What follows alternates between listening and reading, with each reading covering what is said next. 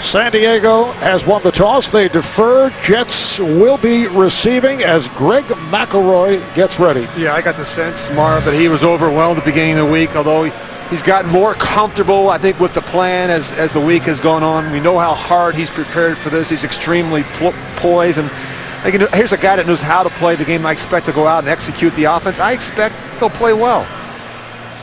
All right, Joe McKnight is back deep for the Jets, averaging 28 yards a return, including a 100-yard return for a touchdown against Houston. That was back in October. And there's Nick Novak getting set to kick it off. Nick Novak spent some time in the Jet training camp last year. 5-year man out of the University of Maryland. The 6-8 Jets and the 5-9 Chargers in their next to last games of the season.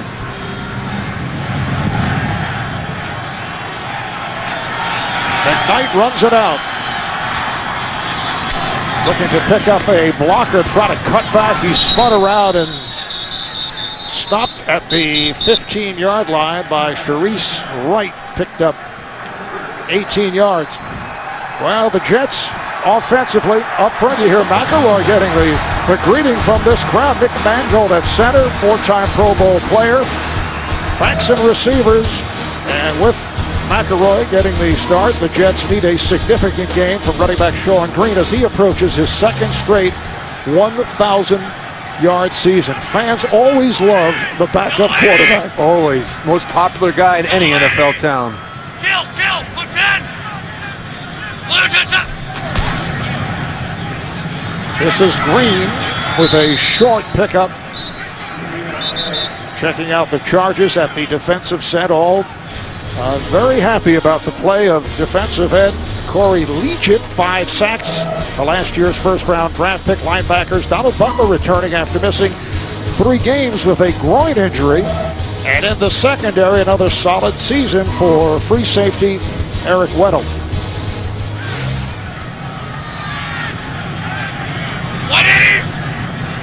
2nd and 10, just underway in the New Jersey Meadowlands as McElroy could not find anyone, and he runs to the 19-yard line.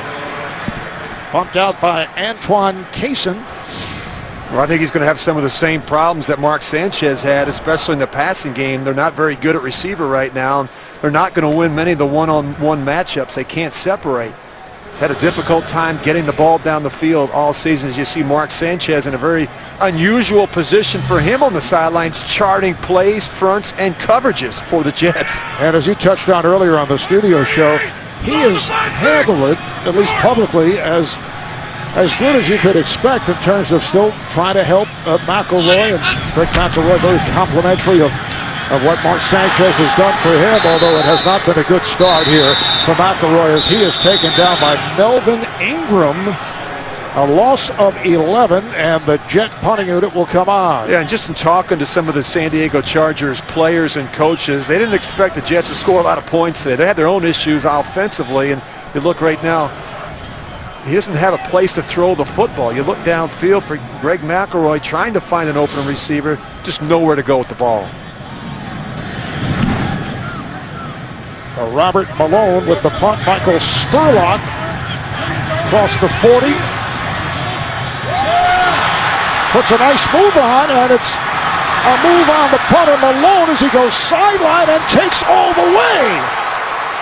Well, Jet special teams have played very poorly for most of this season, and you saw another example of it. Michael Spurlock going the distance. 5-year man out of Ole Miss, and takes it 63 yards for the touchdown. Yeah, you just look here. He's got plenty of room, makes the good initial move, and then he bounces this thing to his left, and he's got a wall right up the sidelines there. The punter simply not able to make the tackle there, Robert Malone, and then he gets a nice block down the field there at the end by Brandon Taylor to free him for the end zone. Michael Spurlock signed as a free agent after 3 years with Tampa Bay. Now Novak for the extra point.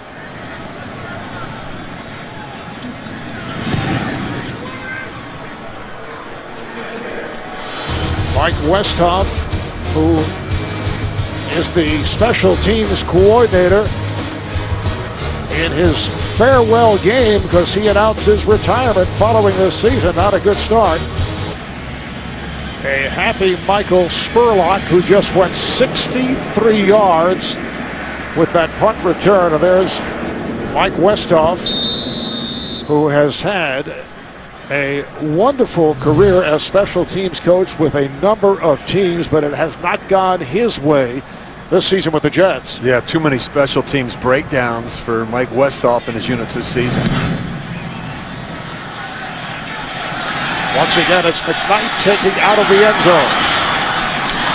And he is hit hard across the 15-yard line. Good coverage again. This time Melvin Ingram makes the stop. You'd have to go back to November 9, 2003, the last time a punt was returned for a touchdown against the Jets. Philip Buchanan of the Raiders going 78 yards. The Jets had got 149 games since without allowing a punt return touchdown, the longest active streak in the NFL. I think I played in that game in 2003.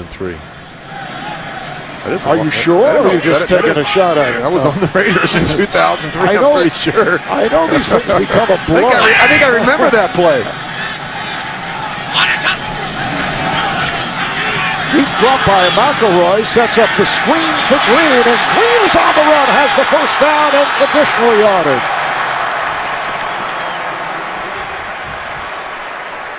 30-yard pickup on that screen pass. Well, I think it's so important that Greg McElroy get off to a good start, and this will help him. A little screen pass out to Sean Green. You see the lineman out in front, and I can't imagine that the plan is going to change that much with McElroy. You can't reinvent your offense and make drastic changes in 5 days. I still think you'll see a fairly conservative plan from Tony Sparano where they try and protect the quarterback who's making his first start. And you see some changes already. You see Jeremy Curley. Here's yet a new twist by the Jets. Off the fake, Curley will throw deep, has an open receiver, and it is caught at the 11 by Clyde Gates. Well, there's a new one out of the Jet playbook. Jeremy Curley, second-year man out of TCU with a beautiful thrown pass. Well, this is something different we haven't seen. This is more like Brad Smith than Tim Tebow. I mean, we haven't seen a lot of throws like this from Tim Tebow. And something that San Diego hasn't seen or prepared for. A great look right there. You see the safety, Brandon Taylor. He's got his eyes in the backfield, never feels the receiver go right by him. It's a 42-yard pass play, so we get another variation of the Wildcat. This time, Curley, and now Sean Green on a direct snap. What's going on here? The offense coordinator, Tony Sparano, is going deep into the playbook. You saw McElroy flank wide to the right. He ends up as the receiver. This is a 3-yard pickup. It'll be a second down and 7. Having a little bit of fun, and things that we haven't really seen lately from this offense. You look at Mark Sanchez there, just 76 offensive snaps from Tim Tebow this season. Not a ton of production. Still mixing in some different twists and wrinkles for this San Diego defense. What do you think Tebow's thinking, though, as he saw Curley take over? What about me? Give me a chance. Timeout has been taken here by the Chargers, who are seeing a couple of twists thrown their way. Rich, what is defensive coordinator John Pagano of the Chargers thinking about here? This is totally unexpected. Yeah, a little bit of scrambling going on that San Diego sidelines, but I think it's important not to overreact. At the end of the day, you still got to account for McElroy if he's in there, and also be more aware now of Jeremy Curley when he's in the backfield. 2nd and 7 at the 8-yard line out of the gun. McElroy looking end zone and overthrows. Too high for Braylon Edwards. Well, last season in Week 17 in Miami, it was Jeremy Curley throwing a 41-yard pass to Matthew Mulligan, with set up a Jets touchdown. So there's obviously some film of it, and we always say the more you can do. Look at those numbers, 2 for 2 for 83 yards. Tony Sparano's got to start calling some more passes for Jeremy Curley. Our production staff had that one in the back pocket waiting all season. to unveil it. Here's McElroy, again looking end zone. And he's running it down to the 5. He runs. He's in for the touchdown. And now the officials say no, his knee was down before he crossed the goal line. Well, you can tell it's not his first thought. Right here, I thought he was going to start running for the goal line, and he started running to his right. Little late with that decision. I think he may come up just a bit short. The ball is placed inches away. Yeah, you can just see Greg McElroy a little bit different, and he's looking to throw the football first rather than run with it. And Rex Ryan throwing the challenge flag. They'll take another look at it. you can just see how fired up Greg McElroy is New York already. is challenging the ruling on the field short of the goal line. Word from the referee, Pete Morelli, as we take another look. McElroy on the run. And this being reviewed.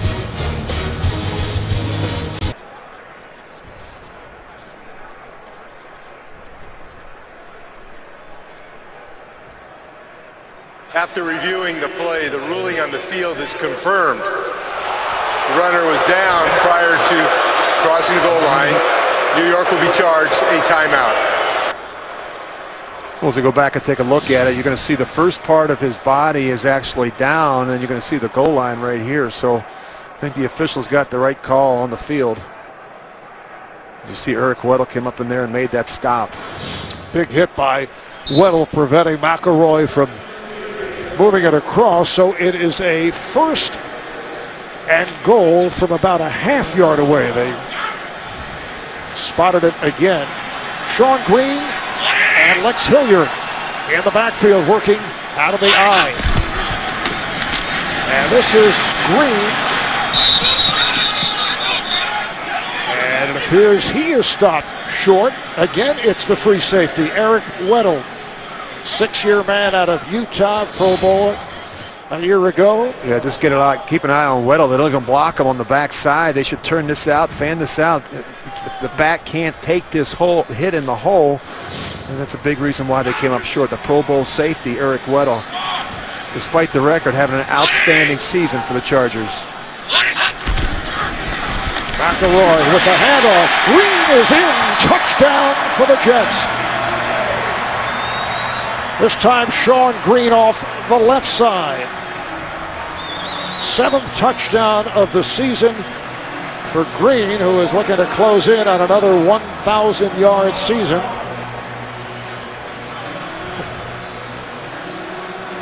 Well, nice way to finish off this screen. Good movement up front in their jumbo package where they bring in the extra lineman, Jason Smith. And so really important when you've got a quarterback making his first ever start, Marv, that you get off to a good start and get him in a groove early. Point after. Folk ties at 7 plays, 83 yards in 3 minutes and 40 seconds. Little chicanery by the Jets. We had a direct snap. We had Jeremy Curley, a wide receiver, able to complete a pass down the field. Well, Philip Rivers will finally make an appearance after the Jets go 7 plays, 83 yards in 3 minutes and 41 seconds, capped off by the touchdown by Sean Green. And Rivers yet to take the field over the first nearly 6 minutes. Yeah, we saw him re-warm up during the intermission. The return by Spurlock. This time held in check, stopped at the 19. It's a 20-yard return, and here comes Philip Rivers, who has had his struggles this season. Yeah, really too much change around him, particularly along that offensive line and at wide receiver. I think it's taking its toll on him a little bit. You see him out there, Marv, wearing gloves on both hands. He had 4 fumbles last week. Ball securing the pocket was a problem for him last week. Earlier in the season against Cleveland, in cold weather conditions, did not wear gloves and did not play well, had problems holding out of the ball. I think he changed his mind. He felt things will be on the chillier side. I think most quarterbacks prefer not to wear them. Hand off to Jackie Battle, starting for the injured Ryan Matthews. Look at the Chargers offensively. Up front, well, they've had a number of injuries. Jeremy Clary, though, back at right tackle after missing a couple of games with knee problems. And Jackie Battle starts at running back, as I mentioned, for the injured Matthews. Battle at 6'2", big physical back, one-time member of the Kansas City Chiefs. Looks like Bart Scott is shaken up. The veteran inside linebacker for the Jets.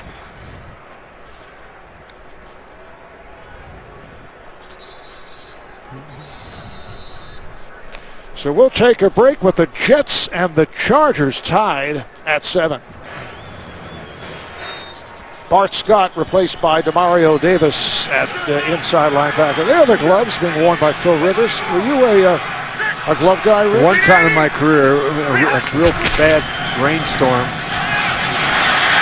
Jackie Battle is stopped. No, I was talking as a broadcaster. Maybe today. I think quarterbacks don't like to wear the gloves. I mean, it doesn't feel, they want to feel their hands on that leather, and you can see Philip Rivers just about after every play continues to pull them up. You want them real snug. So if you wear an extra large glove, you probably want to wear a large glove in a game like this, because you don't want that separation between the synthetic leather that's on those gloves and that football. 3rd down and 7 as Ronnie Brown, the one-time Miami Dolphin, has entered the backfield. And Rivers unleashes the deep ball that is broken up. Double coverage on Denario Alexander.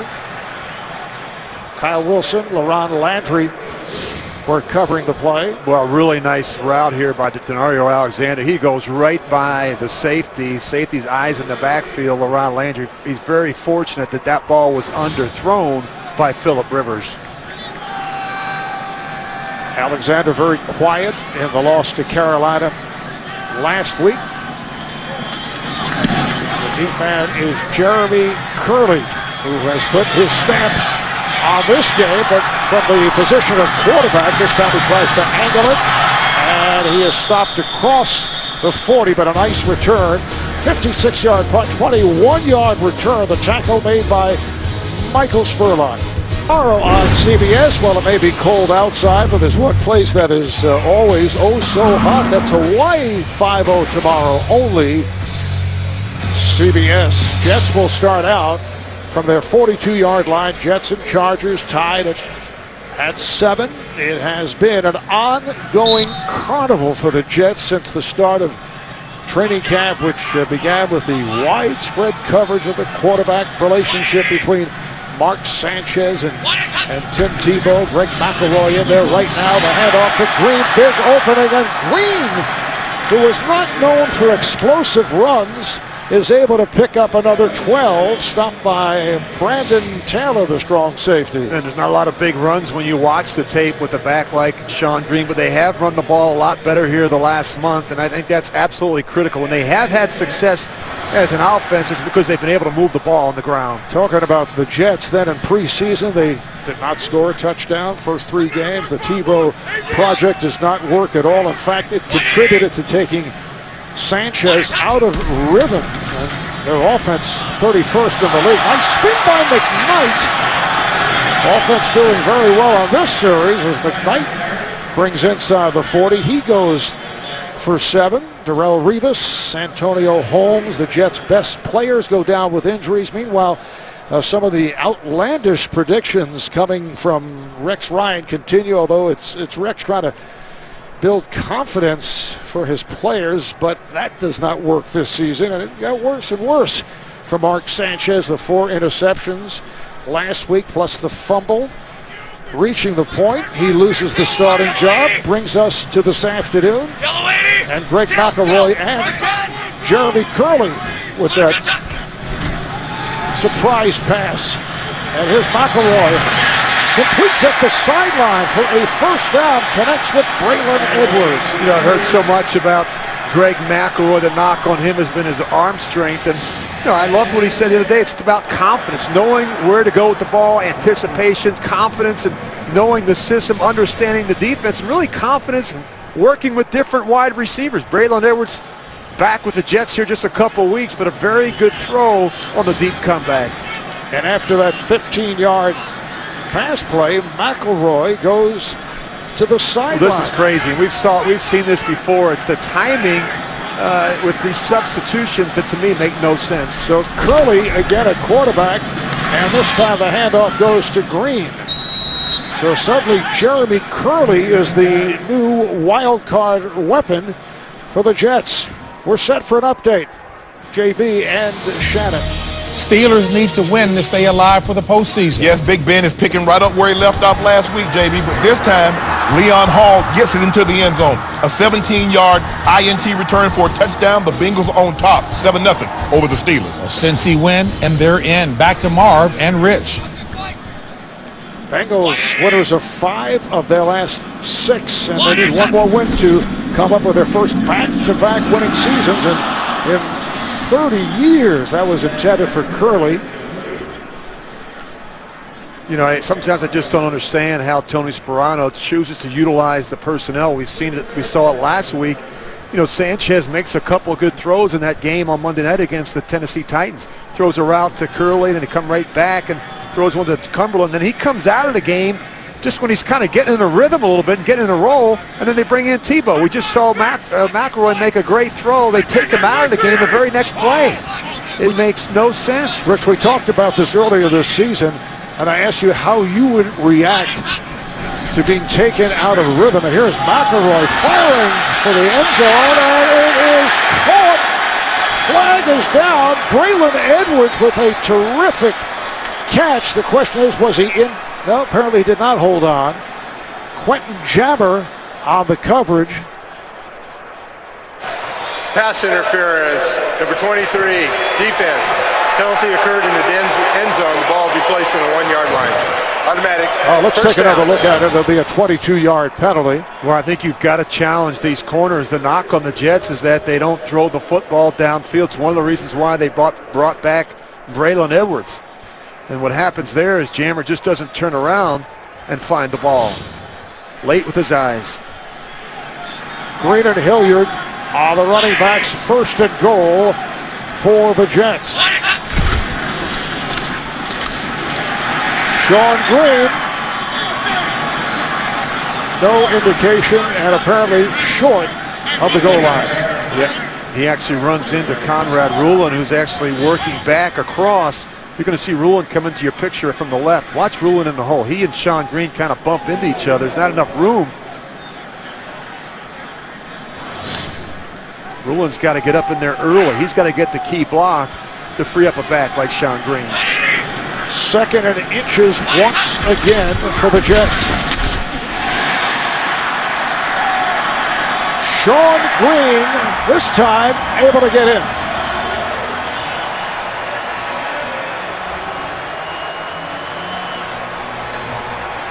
So Green with his 2nd touchdown of this first quarter. That's 8 for the season, and the Jets take the lead. You know, you look at that last 4 games. They've not had a lot of success in the first half, and in fact 3 points in the last 3 games combined.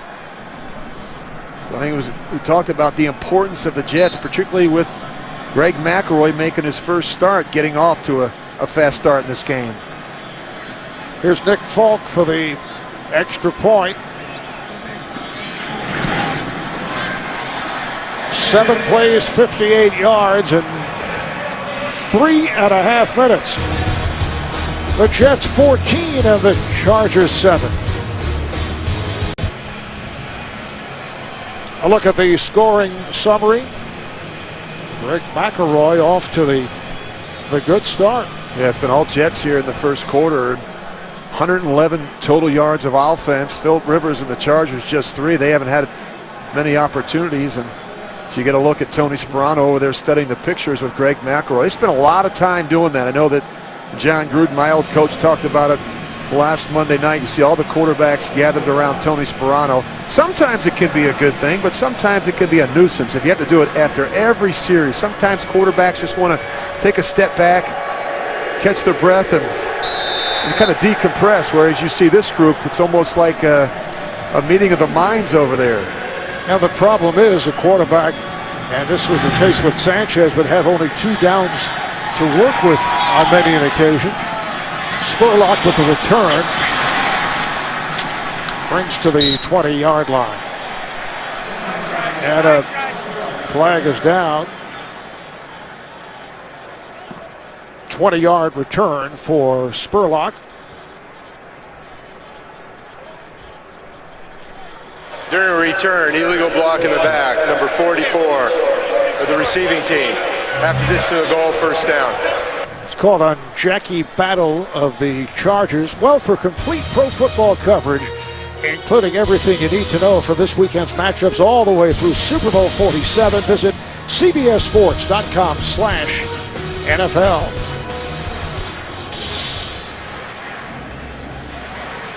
Yeah, not a lot of production there for Norv Turner and his offense. You always talk about getting off to a good start on the road. And you see Philip Rivers there. They've got to take some shots. Philip Rivers talked to us yesterday morning, Marv, about this Jets defense and how aggressive they are and how they want to be down around the line of scrimmage and how these safeties can be nosy. They've got to take some shots down the field as well.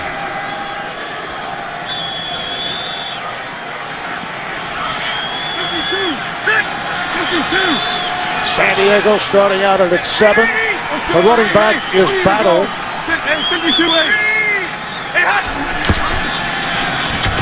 And Battle tries the left side. Jackie Battle in his 5th season out of University of Houston.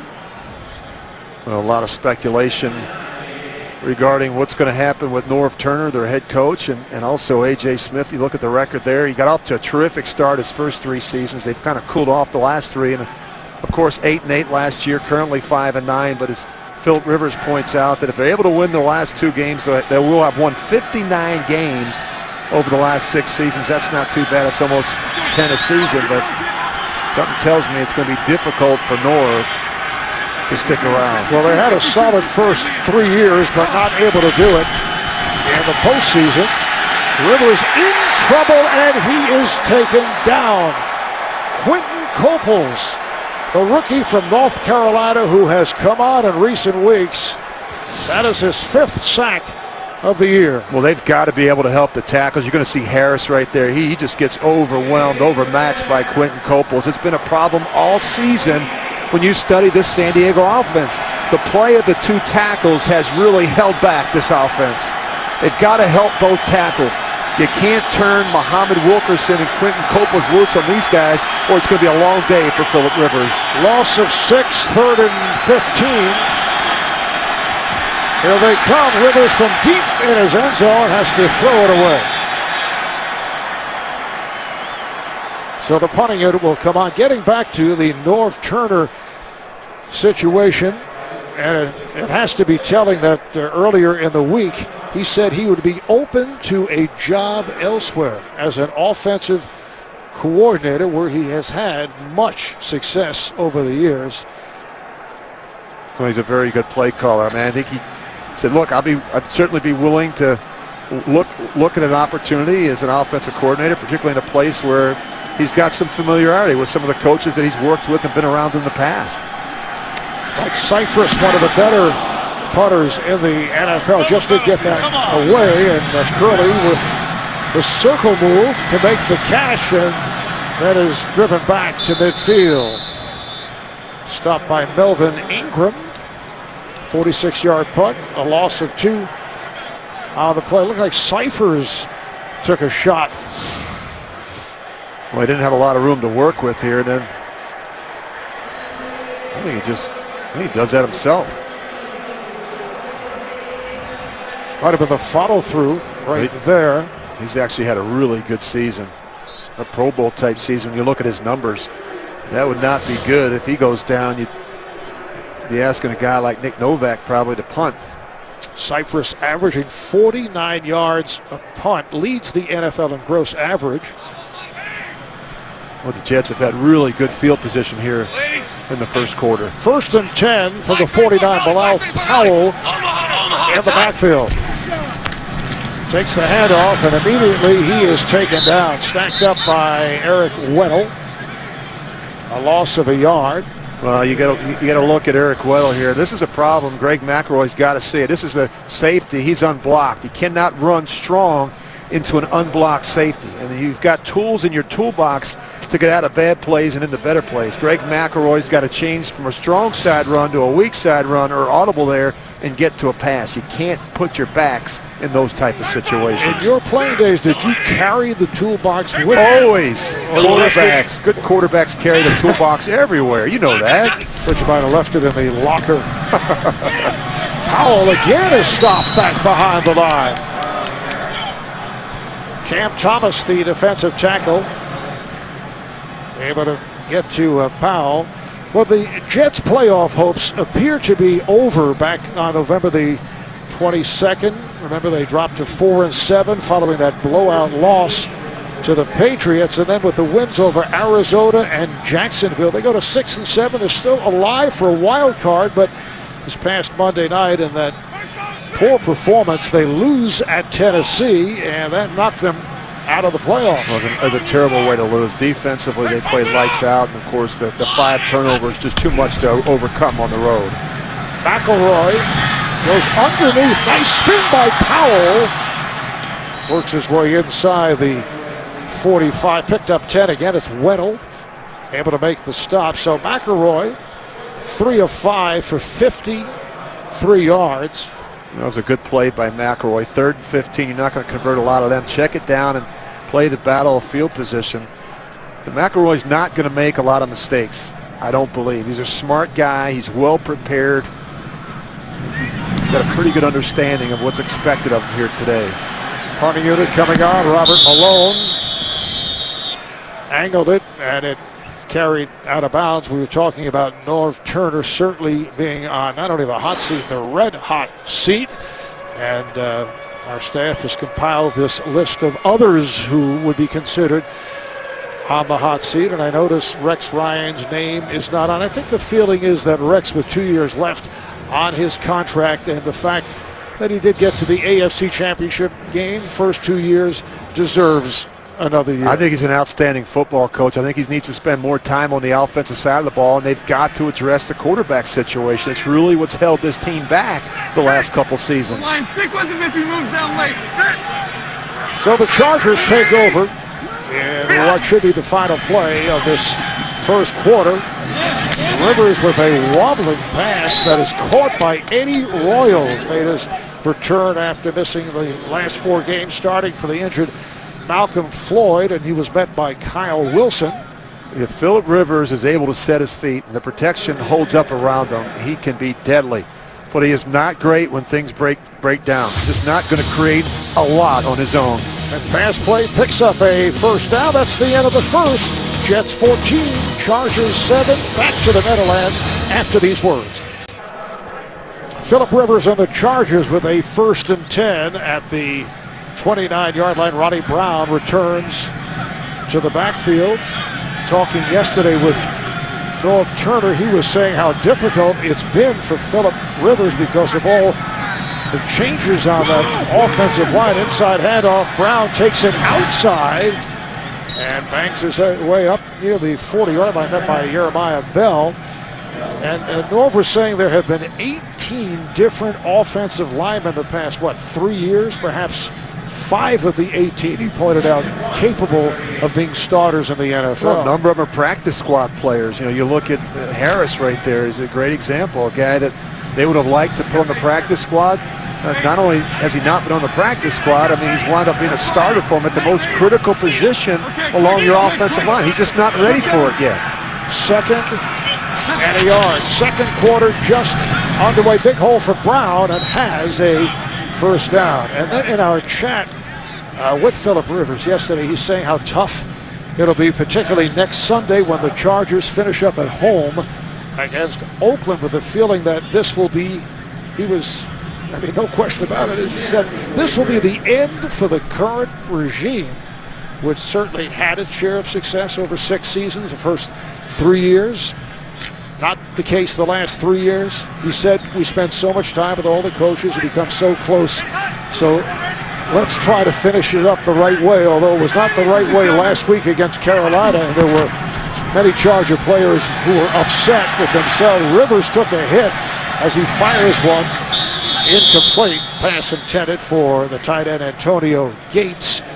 I think there's a bond between quarterback and play caller. I think that they've had a heck of a run together with Norv Turner and Phillip Rivers. I'm sure he's sorry to see him go. Roughing the passer, number 96, hit in the helmet of the quarterback, 15-yard penalty, first down. Well, that's on Muhammad Wilkerson. The hit to the helmet by Wilkerson. Well, I think it's going to be very important today for Phillip Rivers. You see right here, you're going to see Wilkerson coming off the right there. He gets right in front of you there, 98. That's actually Quentin Coples that gets him. But I think it's going to be really important for him. There are going to be a number of times in this game where something bad happens. You get fooled, somebody gets beat, you have a blown assignment, and it's how you handle those situations. I think you've got to be able to, you got to be willing to throw the football away and avoid the sack. First down for the Chargers. Ronnie Brown once again able to find some space, breaks away. Calvin Pace makes the stop as Brown picks up 8. Ronnie Brown back from a hamstring injury. He was with the Eagles last year after 6 seasons with Miami as their feature back. In fact, his head coach, Tony Sperano. Yeah, and part of the problem the Chargers have had offensively is they've not been able to run the football. Ryan Matthews out with 2 broken clavicles, did the first one early in the season and then the right one last week. Ronnie Brown has missed time. Second down and 2. Battle. Close to the marker, stopped by the inside linebacker David Harris. We're set for an update. Let's go to JB and Shannon. Tony Romo still warm. Yep, broken index finger and all. 7th consecutive game, 11th time this season. Dez Bryant has a touchdown reception. 58 yards from Tony Romo, 7-7, Saints and the Boys. All right, Shannon, back to Marv Albert and Rich Gannon. All right, JB, what a scramble of the NFC East with the Redskins making that run led by RG3, who then went down, and the backup Kirk Cousins played brilliantly in relief. Handoff to Battle off the left side, stopped by Wilkerson, stopped for no gain. They are short of a first down. It almost looked like Phillip Rivers was trying to change the play there at the line of scrimmage. Clearly going to go for it in this situation. When you're 5-9, you have the luxury to be aggressive. You've got nothing to lose. Chargers have lost 5 of their last 6. Last week at home, they were hearing the boos as they were blown out by Carolina. They were down 21-0 after 1 quarter. 3 wideouts for San Diego. Brown, the running back. Rivers dumps it for the first down and more. Denario Alexander on the reception. That's good for 19, and the Chargers with the first down. Boy, Denario Alexander has really come on. You see Antonio Cromartie there. He's really playing off. Surprised he was playing that far off on 4th down. And then you see right here, he could have been a face mask. Actually gets him right at the lower part of that face mask. The officials didn't see it. Alexander spent a couple of years with St. Louis, signed with San Diego in mid-October, and had been a bright spot. He was surprised. He was stunned. He was injured, and the Rams released him.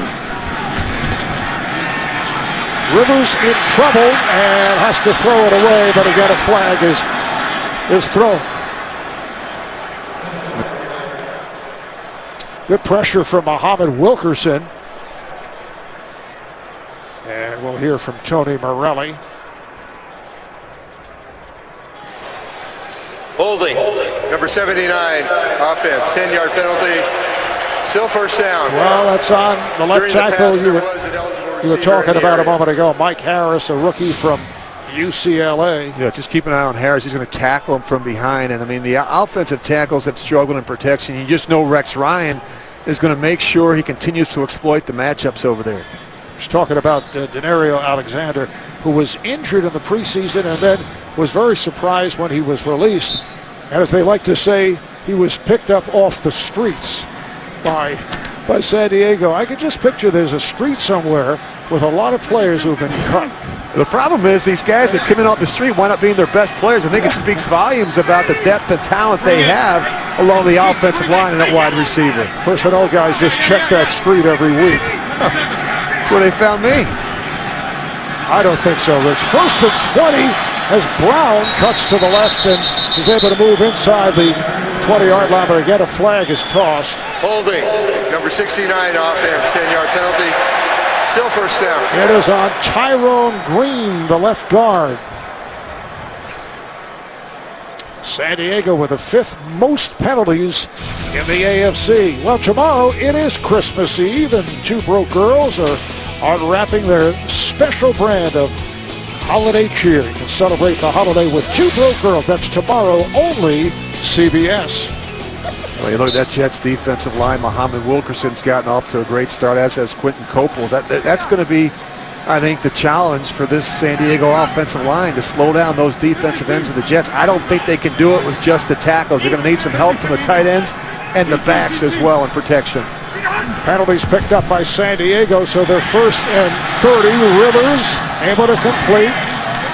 Brown is stopped short of the 30, picked up 5. The hit man, inside linebacker David Harris, makes the stop. You see Brown slow to get up. He's made it back from a hamstring injury.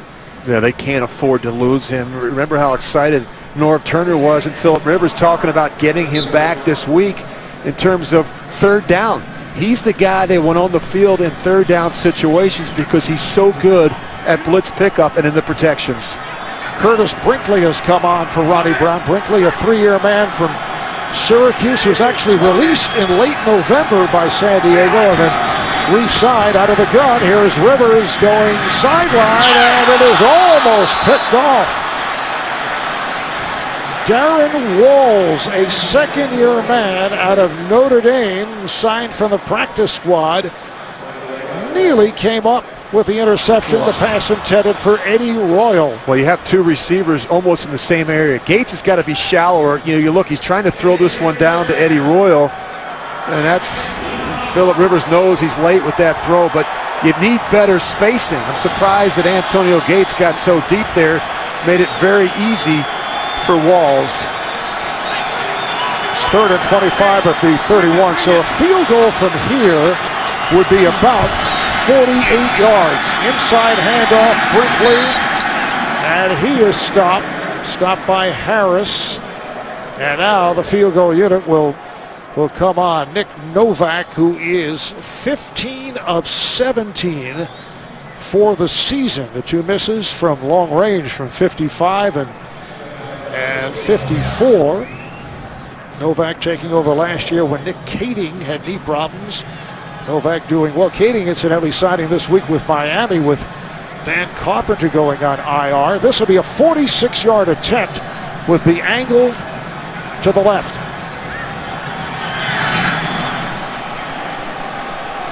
And this one is good, but a penalty marker is down.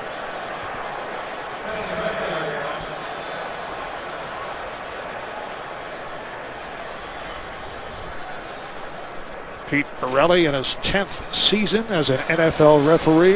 Too many men on the field, 12 men on the field, kicking team. 5-yard penalty, still 4th down. Always a bad penalty when you're attempting a field goal. Well, I don't know how you do this, but this is amazing to think they've got too many men on the field and they've got 12. Somebody needs to get out of there in a hurry. That's terrible. Now you back yourself up and you may not even be in field goal range. Yep, they're going to punt it. Yeah, it's a 4th and that's brutal. 4th and 27. They had a substitution issue. I don't know why Spurlock was on the field. Well, this would be a 51-yard attempt.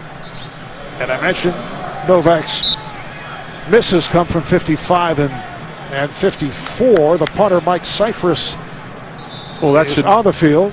That should never happen. You have a kicker out there. He's supposed to count it up and make sure you only have 11 players on the field.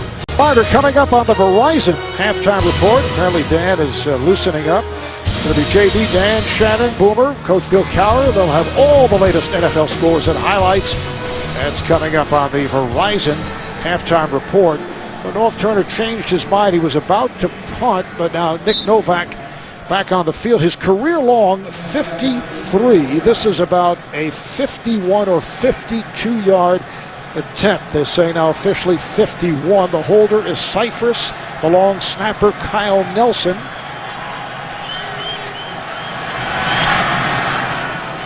And the kick by Novak is good. So Nick Novak connects.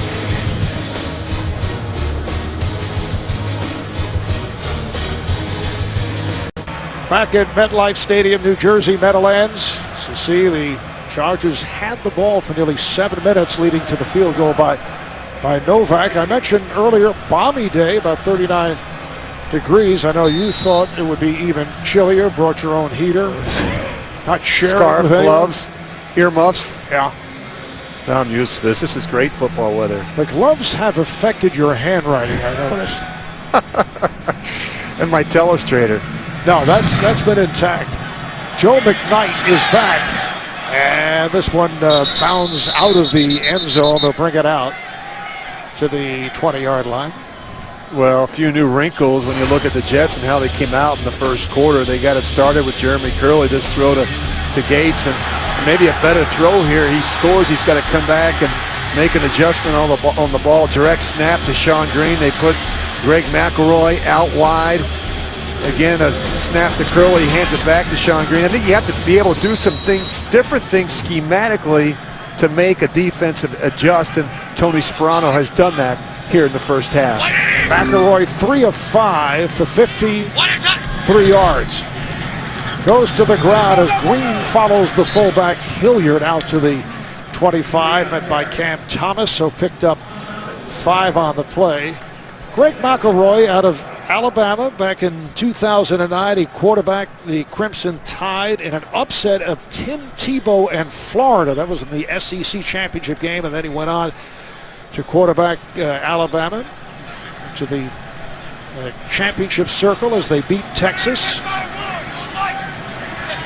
He is a finalist for a Rhodes Scholar in his second year with the Jets. Only a 7th-round draft pick. McElroy pumped and takes a hard hit. Chargers were not fooled by the pump, and it was Brandon Taylor, one of several San Diego players to get to McElroy for the loss of 7. Well, they're going to challenge him. You look, they're bringing pressure off the edge, and when you see the safety come, McElroy, you can't hold it. The ball has to come out. We've seen some indecision with him. Look, he's trying to get that ball on the crossing route. There's nowhere to go with it. If it doesn't go to the angle route, you've got to throw the ball on the ground. You can't take a sack in that situation. 3rd and 12 for the Jets. Allow Powell back in the backfield. Look out, McElroy in trouble. Can't find anyone. Avoids a couple of chargers and then goes down. Taken down by Donald Butler, the inside linebacker, who's back after missing the last 3 games with a groin injury. Good pressure from Melvin Ingram, the rookie out of South Carolina. I think you got to find out about Greg McElroy early. Can he handle the pressures? Does he have answers? Does he know where his quick answer throws are? You know, I think you've got to bring pressure to make sure this guy knows what to do. Punt by Malone, and it's a good one. Spurlock back for it. And then decides to take it out of bounds. 59-yard punt, a beauty by Malone, only an 8-yard return. So McElroy take that hit. You're watching the NFL on CBS. 6.5 minutes remaining in this first half, and the Jets have a 14-10 lead on San Diego. They go with double tight ends.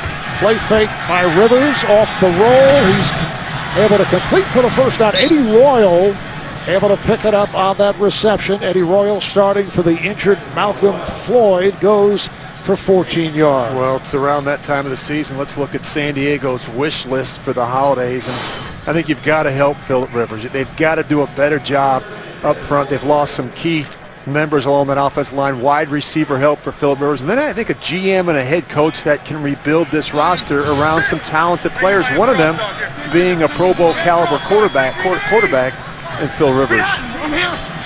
And there's been so much speculation concerning San Diego's Jackie Battle makes the catch. That's good for 5. We talked earlier about North Turner, who seems to believe that these are his final 2 games when he came out with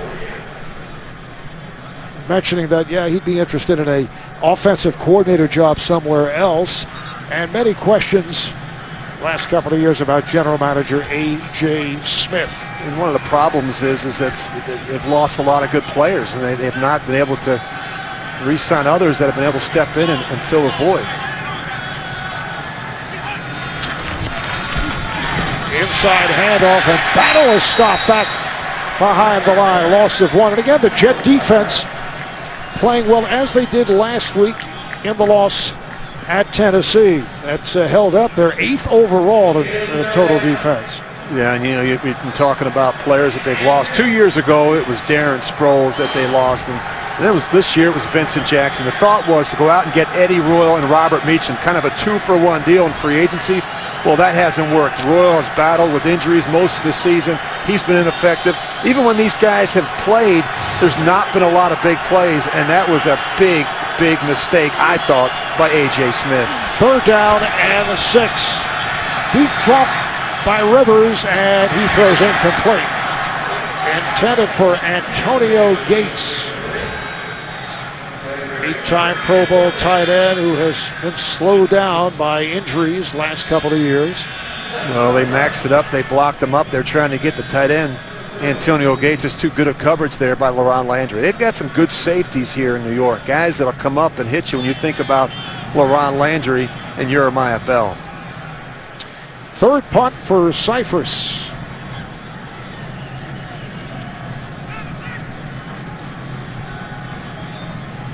Jeremy Curley back deep.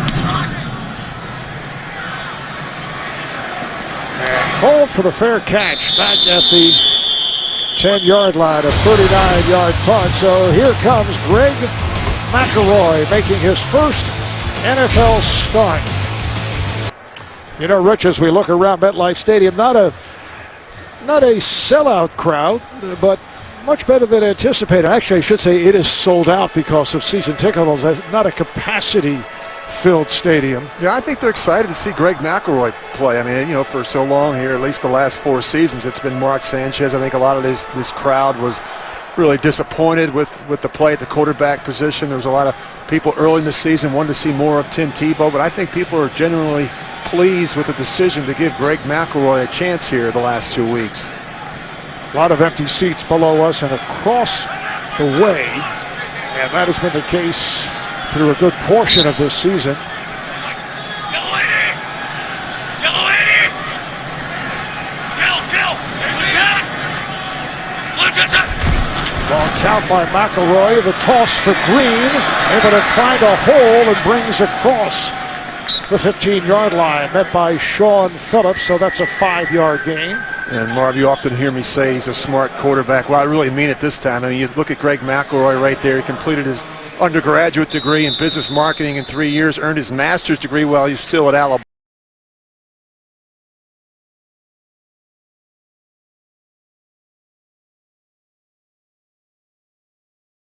Can you take all those book smarts and translate it into a game plan and into performance on the field? That's going to be the question with a guy like Greg McElroy. We know how smart he is. Now can he go out and make the plays? So Sean Phillips is down, and they're checking him out. You know, the feeling was he was an effective game manager as a quarterback, but would not win or lose a game for you.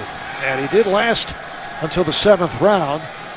Was that a wrong evaluation by NFL scouts? As you know, you don't have to be a first-round draft pick to make it or make it big in the NFL. Examples, Tom Brady, remember Russell Wilson, Kurt Warner wasn't even drafted. A fellow by the name of Rich Gannon, who was a 4-time Pro Bowler and an MVP.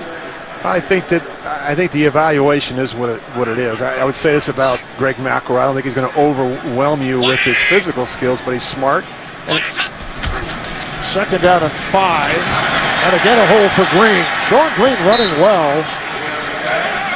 Picks up 8 more. Stopped by Quentin Jammer and a first down for the Jets. Let me throw a name out, Chad Pennington. You know, I remember Chad Pennington came out. He had good arm, not an awesome arm, but I think that's the upside for a player like Greg McElroy. He can come in. He's smart once he figures it out. Certainly this guy needs some experience. I think he's going to get stronger in the weight room. We saw him on Friday. I think he's a guy that can develop and get even stronger throwing the football. But I think that's really his upside, to be the type of player that Chad Pennington was in this league. Still a long way to go. A long way. As we watch him here in the first half, and he is smothered. Taken down.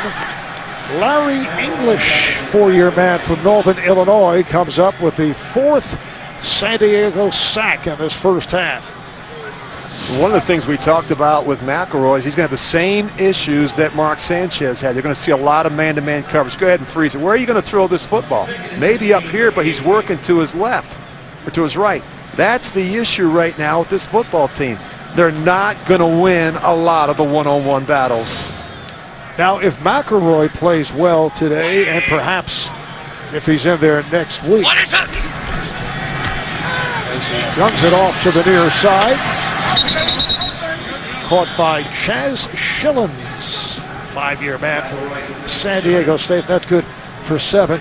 If he does play well today, and if he does play again next weekend, looks good, is he in the equation for the starting job, or does he perhaps become a Matt Castle or a Matt Flynn, attract a nice free agent contract and go elsewhere? Well, I don't think he's going to go anywhere. I think he's here. I think he's still in his rookie contract, but I think that you're looking at a guy that realizes the opportunity that he has. He just wants to make the most of it. 2 minutes remaining in this first half. Marv Albert with Rich Gannon from MetLife Stadium, New Jersey Meadowlands, and the Jets have a 14-10 lead. This one started out with a 63-yard punt return for a touchdown by Michael Spurlock. We saw a little trickery on the part of the Jets. Did not involve Tebow and Sanchez. Coming up on the Verizon Halftime Report, join JB, Dan, Shannon, Boomer, and Coach Bill Keller for all the latest NFL scores and highlights, all coming up on the Verizon Halftime Report. How about Jeremy Curley able to complete that long pass, which eventually led to a touchdown. 3rd and 9 for McElroy and the Jets. Throws across the field and completes. Beautifully done. Hayden Smith making his first catch of his NFL career. He goes 6'6", 255 pounds, out of Australia. Beautifully thrown by McElroy across the field to Smith. Yeah, what they do is they, obviously the throwback here, they get the lineman out in front, but they roll to the right. They get the San Diego defense moving to their left, and they find the throwback to Hayden Smith. 16-yard pass play. Nice block by DeBrickashaw Ferguson to set it up. McElroy, nice pass.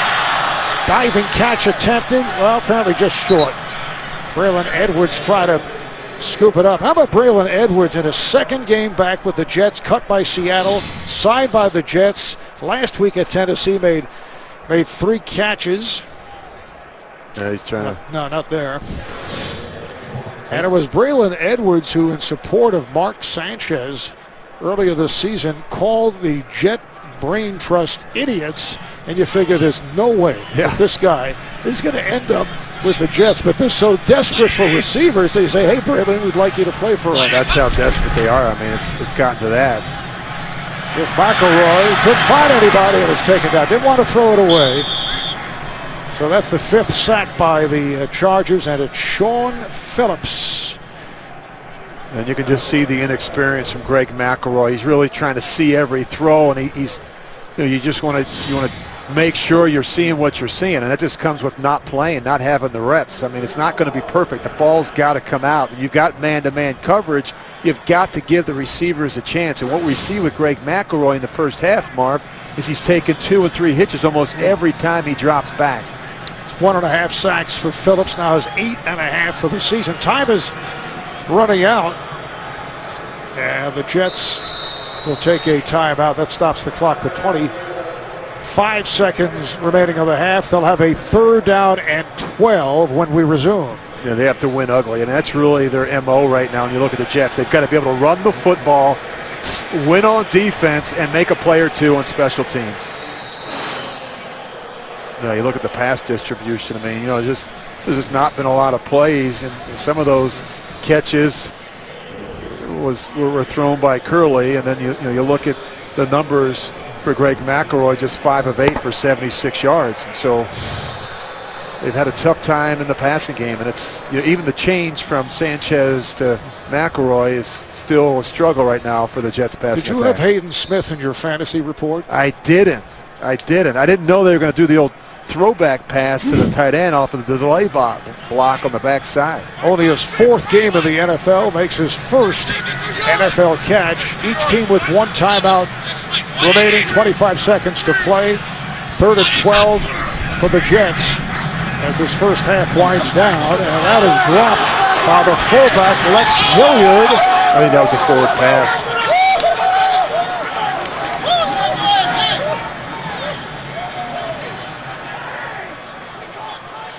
Yeah, I don't think there's any issue here. Greg McElroy does throw it behind Lex Hilliard, but it is going forward. Look, for some reason the officials missed this one. A little indecision from the officials as well. But a good job nonetheless when you look at the reaction of the back, Lex Hilliard. Timeout.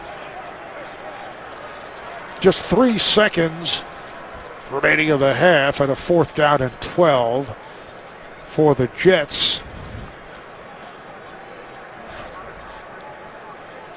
And they may change. The 10-second. Yeah, they put some time on. San Diego, 3rd and final team timeout. Yeah, they want to see the Jets punt it away.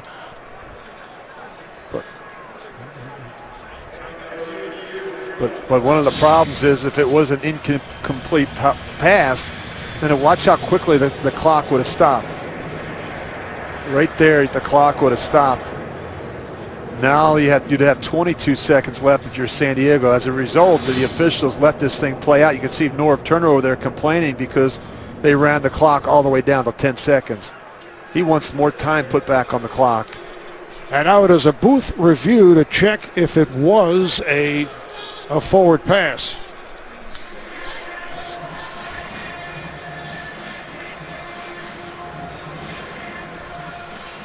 Well, this will help. We'll get more time on the clock.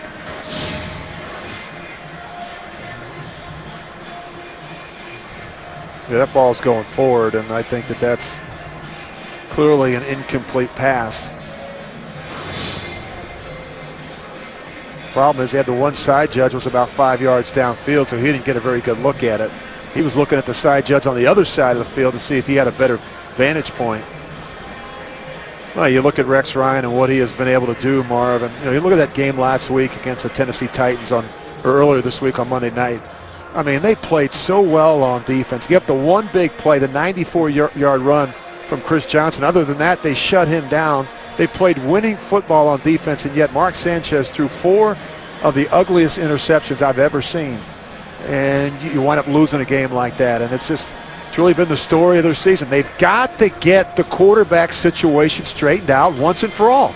That's what's held this football team back. And as you talked about earlier, particularly that last interception into triple coverage against the Titans. Just not feeling the safeties in the middle of the field, not doing a good job holding them with your eyes, not understanding how defenses are trying to defend you. All right, here's the referee, Pete Morelli. After they checked out the review. Reviewing the play, the ruling on the field is a forward pass and an incomplete pass. Please set the game clock to 21 seconds. It is 4th down. The ball will be on the 39-yard line, and San Diego will get their timeout back. Rich, you're right on it. So the Jets will punt it away to Michael Spurlock, who is, as we saw earlier, very dangerous at that 63-yard punt return for a touchdown. Yeah, that's a great turnout for the San Diego Chargers. You give Spurlock another chance. You get this ball back to midfield. You give Phillip Rivers a chance to make a completion or two and get yourself back in field goal range. Robert Malone will punt it from his 25. And here's Spurlock. They're going to break one tackle and then runs it out of bounds. Well, it's been a sloppy first half of football for San Diego offensively. You look at Phillip Rivers thrown off his back foot, underthrowing an open receiver. Alexander down the field. Protection has been an issue most of the season for this San Diego offense. And then some confusion here between tight end and receiver. You see Phillip Rivers not happy with the spacing down the field. Just 11 seconds remaining in the half. San Diego from their 33-yard line. 76 total yards for the Chargers in the first half. Omaha. Yep. Omaha. 33, son. 380. Get hot. Rivers chased, and his screen attempt is batted down by Wilkerson. Muhammad Wilkerson, who goes 6'4", 315 pounds, got his hands on it. Well, Rex Ryan was so excited about Muhammad Wilkerson when we sat down and visited with him. He just thinks he's going to be an outstanding player as he gets more and more comfortable in this defense. But you look at this defensive line, I think the future is bright when players like Muhammad Wilkerson and Quentin Coples, guys that are multi-dimensional players, guys that can play the run as equally as well as they rush the passer. And they'll just run out the clock. Rivers finishes 5 for line, 5 for 11, 54 yards. McElroy 5 of 9 for 76 yards. And the Jets have a 14-10 lead over the Chargers at halftime. We'll be back with the Verizon halftime report after we pause for this message and a word from your local station. You're watching the NFL on CBS, home of Super Bowl 47. Jets with a 14-10 lead on the Chargers as we head to the second half. Marv Albert along with Rich Gannon. You look back at this first half, the Jets with a host of trick plays, and the longest pass of the first half thrown by wide receiver Jeremy Curley. He throws a 42-yard pass, a completion to Clyde Gates. Yeah, they really couldn't get anything else going. I mean, Greg McElroy struggled. They had to find some creative ways to get the ball down the field. Certainly, they're struggling right now offensively. The only thing that's helped them is the fact that their defense has played well, and San Diego has no answer for what Rex Ryan's doing defensively. Just 75 yards of offense for Phillip Rivers and the Chargers. And Curley, as it turns out, was a quarterback as a junior and a senior in Hutto High School in Hutto, Texas. I'd have him keep throwing it in the second half. I think that'd be important because Greg McElroy's struggling. They're not winning down the field, not winning the one-on-one matchups, and we thought that could be an issue coming in. Can't stop saying Hutto. Hutto! All right, let's take a look at the halftime statistics. Well, they're not pretty, really, for both teams, but let's look at San Diego. 75 total yards of offense and 5 sacks. Phillip Rivers doesn't trust the protection. Why should he? He's been getting knocked around all season. You look at Greg McElroy. They've got to get this guy going a little bit. He's got to avoid the extra hits. The ball's got to come out on time. They've got to challenge this San Diego secondary. Michael Spurlock takes the kickoff, a short kick. And his ankle tackle just shy of the 20-yard line. Demario Davis on the stop.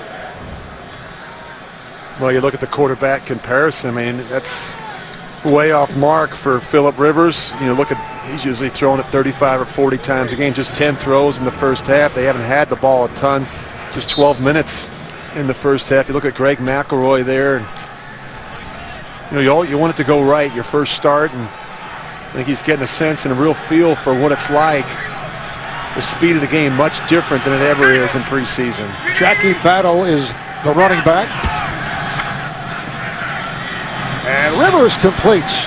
Did a little spin and then was able to connect with Eddie Royal That's good for 13. He's stopped by the left corner, Kyle Wilson. Yeah, a little nice ISO here on Eddie Royal. And boy, they needed Eddie Royal this year. He can be so good in the slot, but because of the situation, the injuries at wide receiver, no Malcolm Floyd, Eddie Royal get a chance to play more flanker today for the San Diego Chargers. Third catch for Royal, 5-year man from Virginia Tech, one-time member of the Denver Broncos, one time at 91 catches for the Broncos, wide open. The catch made by Denario Alexander. He was waiting in the middle of the field, and Rivers able to connect 14 yards on the play as Rivers took a shot. Just seems like every time he lets go of the ball, he's going to get hit. I mean, that's kind of how it's been. And, you know, I think they've got to do a better job here in the second half of having some success on first down. They got behind in the down and distance because they have not been able to run the football against this Jets front seven. And once again, Muhammad Wilkerson getting loose and able to get to Rivers. First and 10 for the Chargers from their 46-yard line. Battle looking for running room. Well, this is that 46 defense that Rex Ryan learned from his father, Buddy Ryan, and you look at how everybody's covered up front. Not a lot of places to run the football. It's an 8-man front. This is where you want to be throwing it and not running it. And you're going to be one short every time, and they stem to it late. So they wait until you get down inside 10 seconds, and they stem to it. It makes it difficult for a quarterback like Phillip Rivers to change the play. Lined up in the offset eye with Battle and the fullback McClain off the play fake. Rivers could not find anybody and just takes it out of bounds. Just flipped it. Chased by Calvin Pace, the Jets' outside linebacker. Well, Phillip Rivers, this is not what he wants to do. Once he gets outside the pocket, his mobility isn't very good. He's looking for an open receiver, and honestly, there's nowhere to go with the football. They're struggling right now. You look at Eddie Royal and Robert Meacham. The guy that he wants to throw the football to is Denario Alexander. That's the guy who's most comfortable with. And Alexander flanked wide to the right. The problem is he's got Antonio Cromartie on him every snap. Rivers goes to the middle. Nice catch made for the first down. It is Gates inside the 40, picked up 10. Met by the strong safety, LaRon Landry. That's a really nice catch by Antonio Gates and a really nice throw by Phillip Rivers. He's going to come to him late, and he throws it away from the safety. You talk about throwing a receiver open. There's a reason why Antonio Gates has led the Chargers in receptions in 7 of the past 8 seasons. He and Phillip Rivers have a very good feel for each other in the passing game. As you saw, first catch of the day for Gates. Good drive developing here by the Chargers. Brown goes for 3. Ronnie Brown at one point the feature back for the Miami Dolphins. His work in the Wildcat while in Miami helped Tony Sperano's reputation as he eventually got the job as offensive coordinator, although that has not worked out particularly well. No, it hasn't. But, you know, we talked about the protection issues. They've made a switch now at left tackle, San Diego. We've got Kevin Haslam in there in place of Michael Harris. Harris really struggled in the first half. And Haslam struggled last week against Carolina. Second down and 7, and again Rivers has to throw it away. Brings up a 3rd and 7 for the Chargers. I think that we talk about it all the time, Marv, about how sacks take their toll on you, and so do the hits and the hurries and the knockdowns. I think it affects your ability to really step up inside the pocket and continually trust the protection. We can see it in Phillip Rivers' footwork, and he doesn't trust the protection. We've seen him a couple times in the first half thrown off his back foot. When he gets outside the pocket, he's letting it go before he has to. And I don't blame him. I'm not trying to be critical. That's the reality of playing that position. When you're constantly changing the players up front, you're constantly winding up on your back, it's hard to trust the protection. Takes a deep drop and fires the long ball. Caught Touchdown! What a pass! The catch by Denario Alexander for his 6th touchdown of the season. It goes for 37, and the Chargers take the lead. And I think back to our conversation with Philip Rivers yesterday. He said, hey, Antonio Cromartie's going to take some chances. He's got a tendency to be aggressive. He guesses at times, and he's always susceptible to the double move. You see right there, actually pretty good coverage. Now, what he doesn't do is he's late to locate the ball. Perfect throw there by Philip Rivers in the back of the end zone. Gets it done.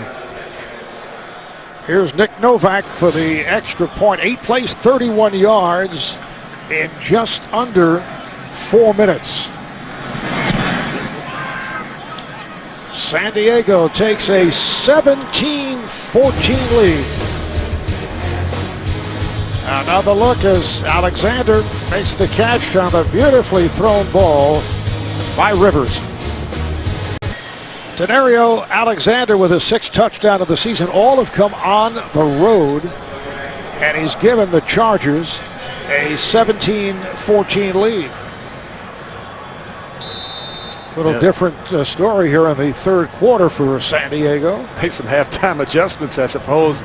That guy's played really well. You look at Antonio Cromartie, just gets a little off kilter there trying to locate the ball, but he's done a nice job hanging with Denario Alexander most of the day. Joe McKnight runs it out.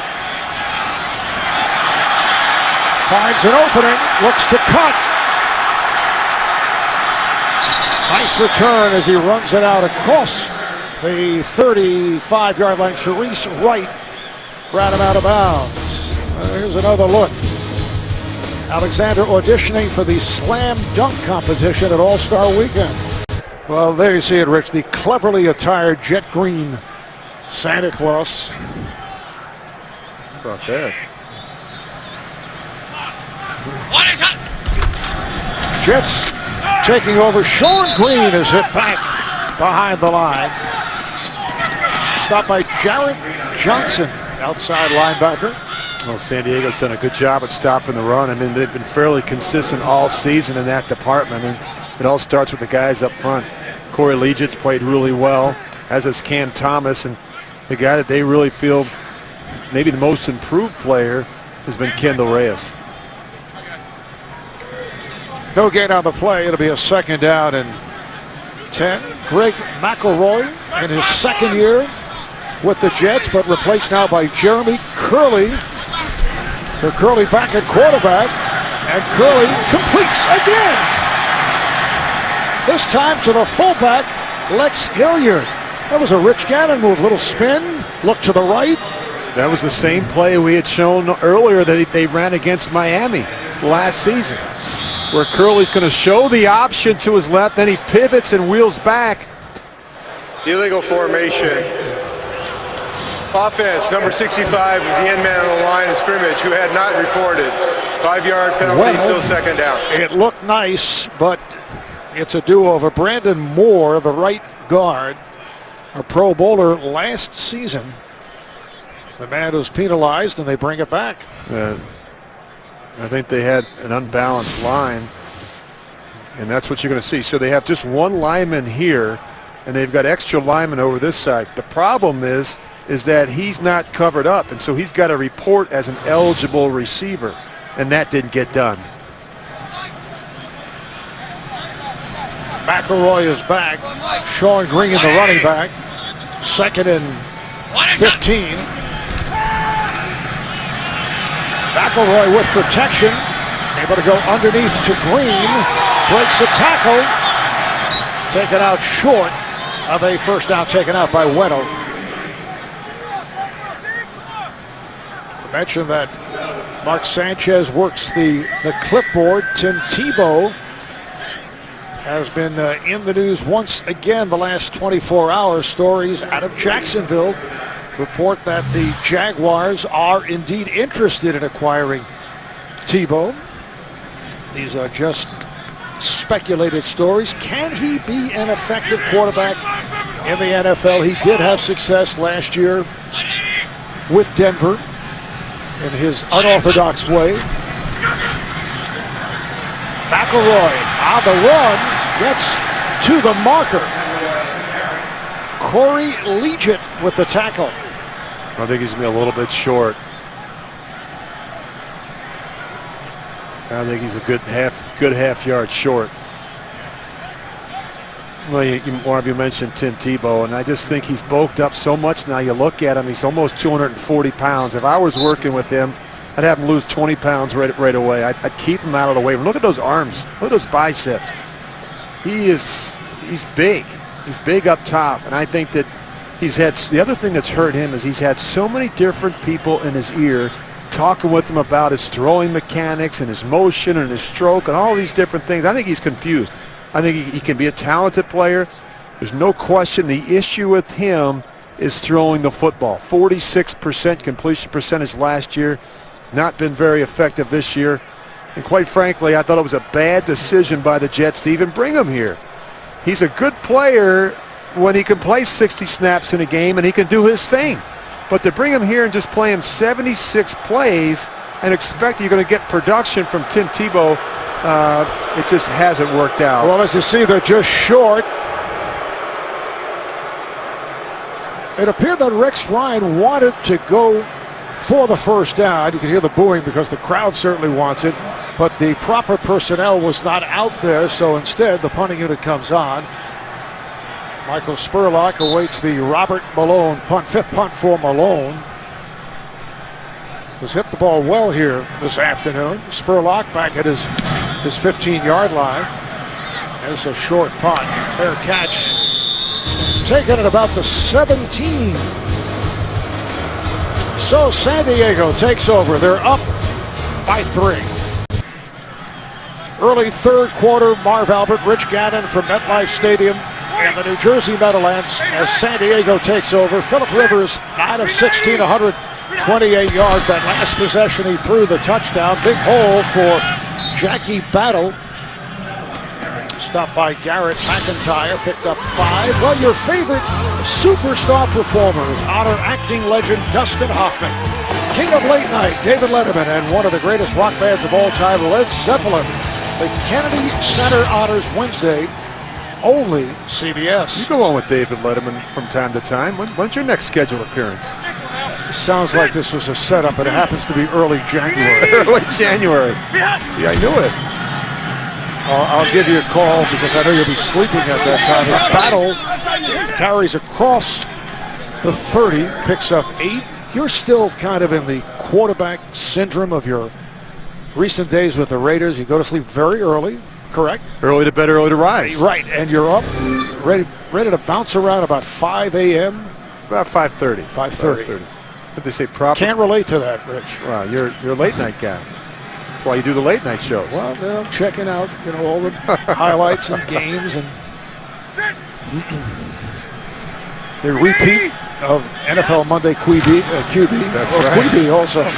As Jackie Battle is tough to bring down, yeah.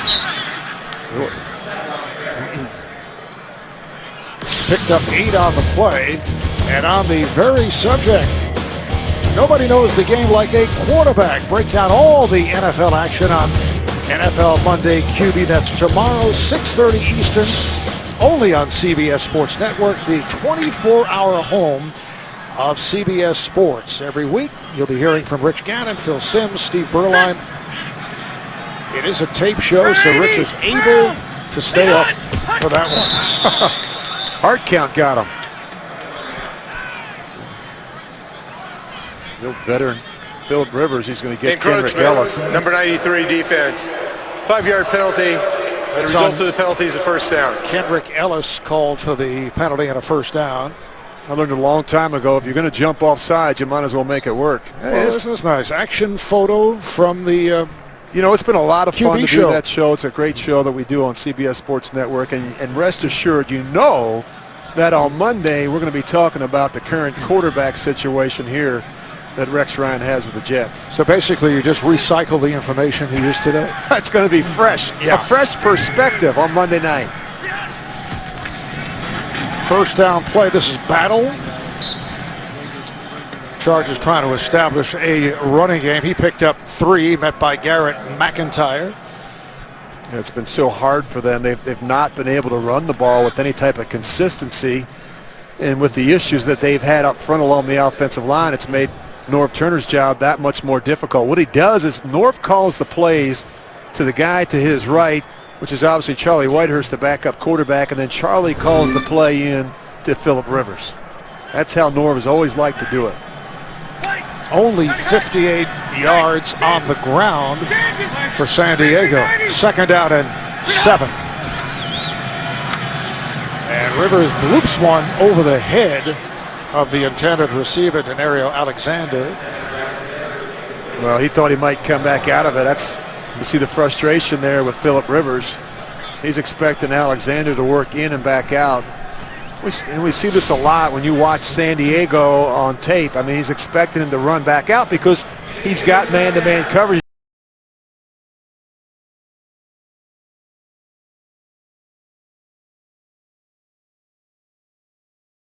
He's had Alexander for a while, but it seems like every couple weeks they put somebody else in there, and that's very difficult for a veteran quarterback. 3rd down and 7. We come up on 5 minutes to play in this 3rd quarter. And a timeout is called by the Chargers. We'll be right back. You know, despite what has gone on with the Jets and the 6-8 record and elimination from playoffs, it's been a very supportive crowd. Not a capacity crowd. We see many empty seats below us and across the way. 3rd down and 7. Rivers is taken down back at the 35-yard line by Garrett McIntyre, the outside linebacker, 2nd-year man from Fresno State. Well, they're really having a lot of success with some stunts and games working along the left side of that San Diego offensive line. We talked about the switch to Kevin Haslam at left tackle. McIntyre is going to go inside, and Quentin Coples goes outside. And it's Coples with the initial hit. He's played well.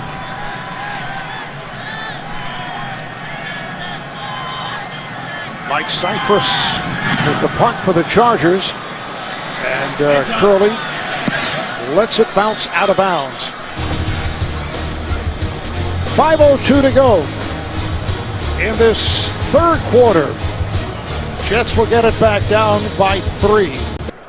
Thought your fantasy season was over? Well, it's not. NFL Playoff Challenge back and better than ever. You can win a trip to Super Bowl 48 in 2014. You can play today at NFL.com/fantasy. Greg McElroy taken down by Kendall Reyes.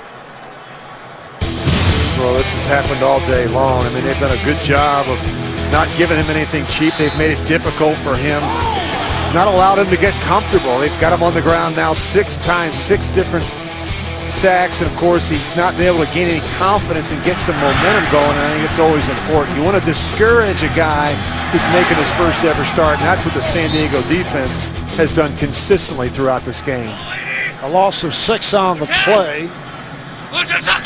Reyes with a sack and a half on the day. Sean Green with a short run, and now we're hearing the boos. Well, they're not happy. You look at that sack 6 times. He's been hurried 9 times, knocked down 7. I mean, it's been constant pressure, and I think part of it, you can't blame all the offensive line. They've not played their best. They've got to play better, particularly on the edges. But the other thing I would tell you is that they've not won down the field. Eric Weddle, that's what he talked about. Let's not let this guy even get started. Braylon Edwards to the left, Clyde Gates right out of the gun. Here they come, and McElroy's taken down again. This time it is Corey Liuget for the 7th Charger sack of the game. Well, huge strides from Corey Liuget from year 1 to year 2 in this defense. And what you're seeing, McElroy, he's moving around a lot in the pocket. See, he slides right into that sack. I mean, sometimes you're better off stepping up inside rather than sliding to your right or left. And this is Spurlock. Runs it out of bounds. Good field position for San Diego. set for an update. Let's go to JB and Shannon. Washington staring at the postseason, Shannon. Yes, JB. RG3 with a 22-yard beauty, and Santana Moss with a nice toe touch in the corner of the end zone. 27-13, Redskins racing away from the Eagles. I know Rich Gannon can appreciate that hook up there. Marv Albert, Rich Gannon. All right, guys, as you look at the NFC East standings, pretty amazing what's going on there. Really amazing what the Redskins have been able to do over the last 5 or 6 weeks. They have really been on a roll, and they came from nowhere to be atop the NFC East. 1st and 10 for Phillip Rivers and the Chargers at the Jet 38. A bad snap, and it cost. Rivers taken down. Bart Scott right there.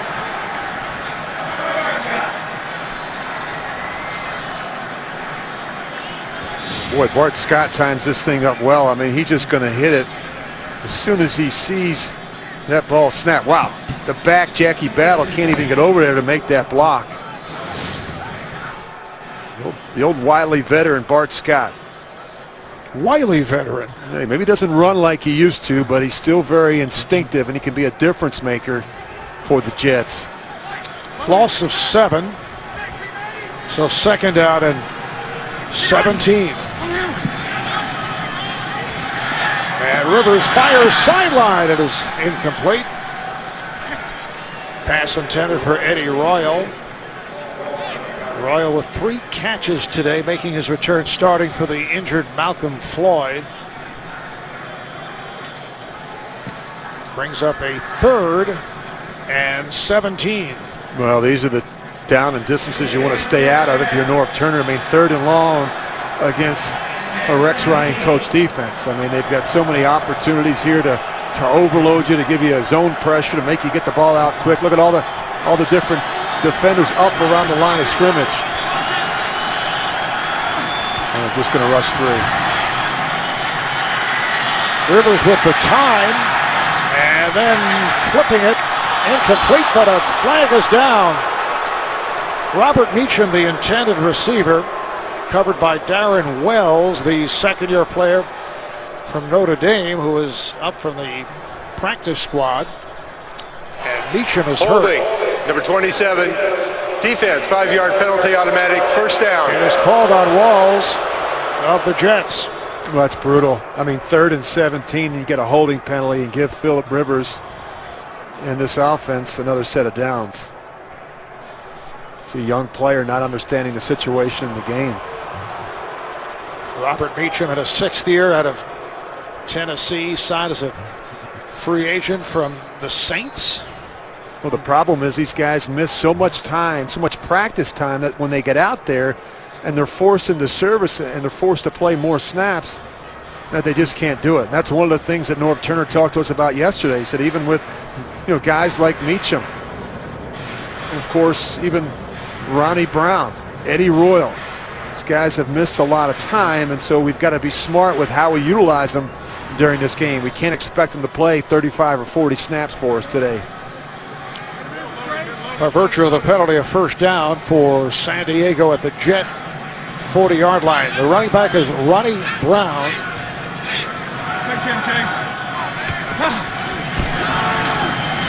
And this is Brown, able to make a cut and brings inside the 35, met there by Calvin Pace, picked up 6. Coming up on the Subway postgame, join JB, Dan, Shannon, Boomer, Coach Bill Cowher. They'll have all the latest NFL scores and highlights coming up on the Subway postgame show.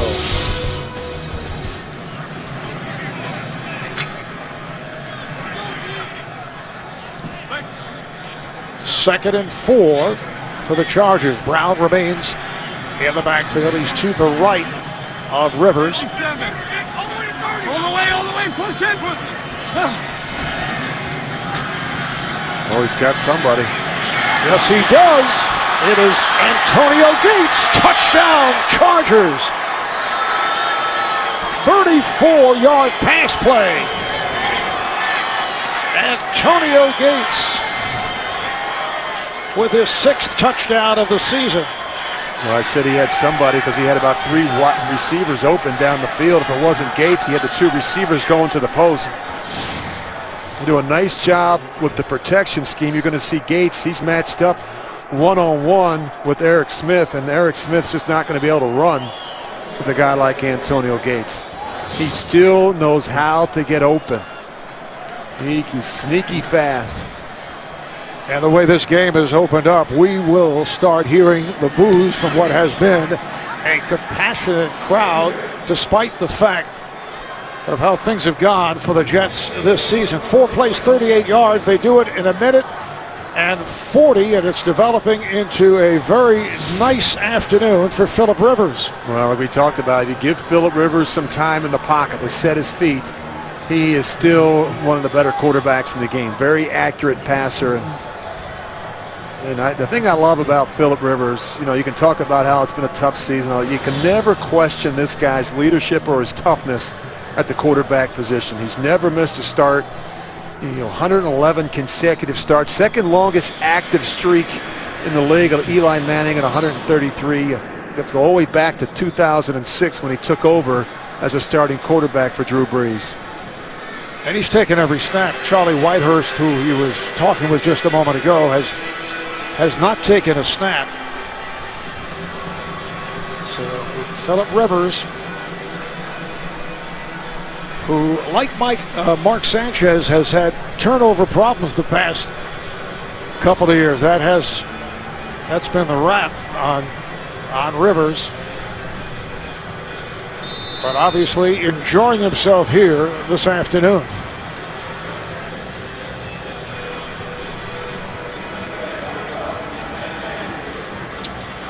Joe McKnight is back.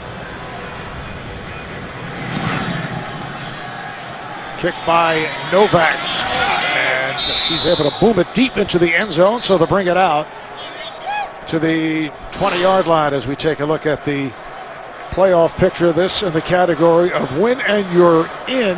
We're looking at the Colts, the Bengals, and the Seahawks, who play the 49ers tonight in the Bay Area. Yeah, I'm surprised the Chiefs are tied with the Colts. The Chiefs have been on a losing streak, and they've not been able to really muster any offense. I think they went 10 straight weeks where they've had 200 yards of offense or less in 10 straight games. They're really struggling in Kansas City.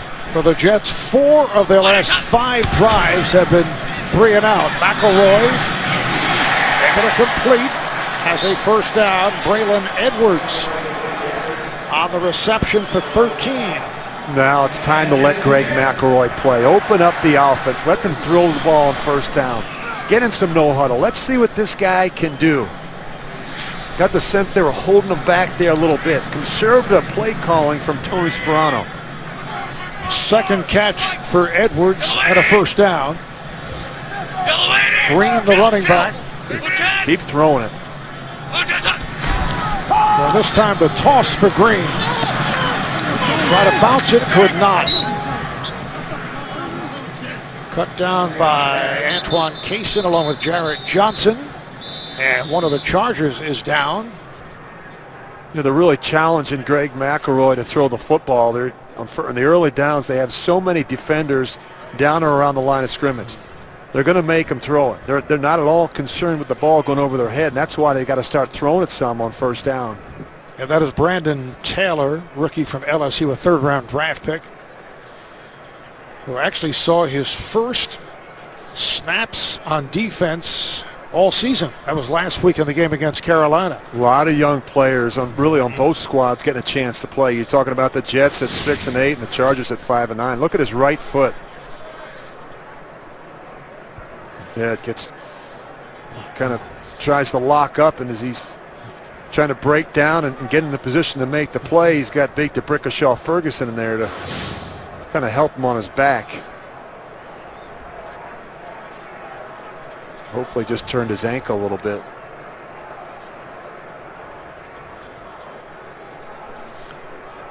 Just 45 seconds to play in this third quarter as they check out Brandon Taylor. A look ahead, next Sunday, the NFL on CBS closes out the regular season with doubleheader action, which is subject to flexible scheduling. Check local listings beginning with JB, Dan, Coach, Shannon, and Boomer on the NFL Today, presented by Southwest Airlines. Somebody's going to get a chance to hoist that Lombardi Trophy here in about 6 or 7 weeks, and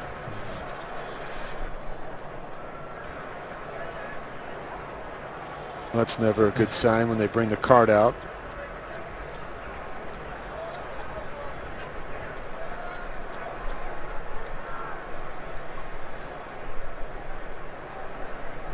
And they're trying to figure out the best way to lift Brandon Taylor and put him on the cart to bring him back to the locker room.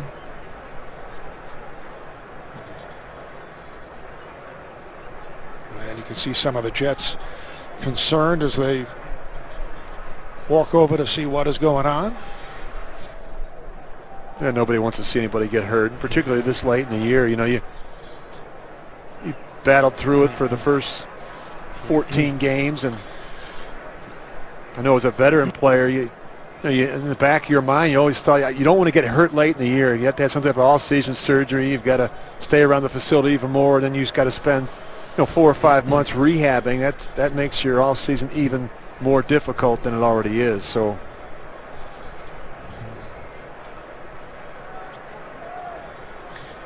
And while we have a moment, let's take a look at the AFC playoff picture in terms of teams that have clinched their division. You see Houston,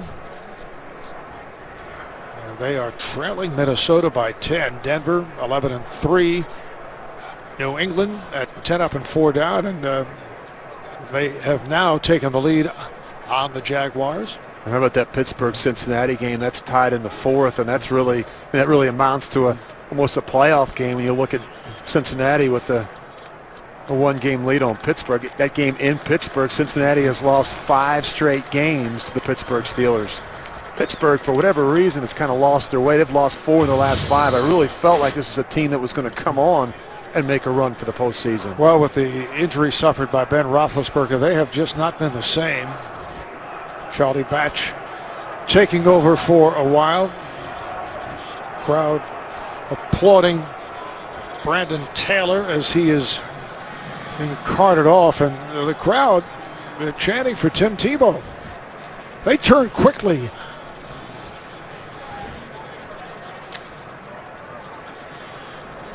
Well, we're set for another update.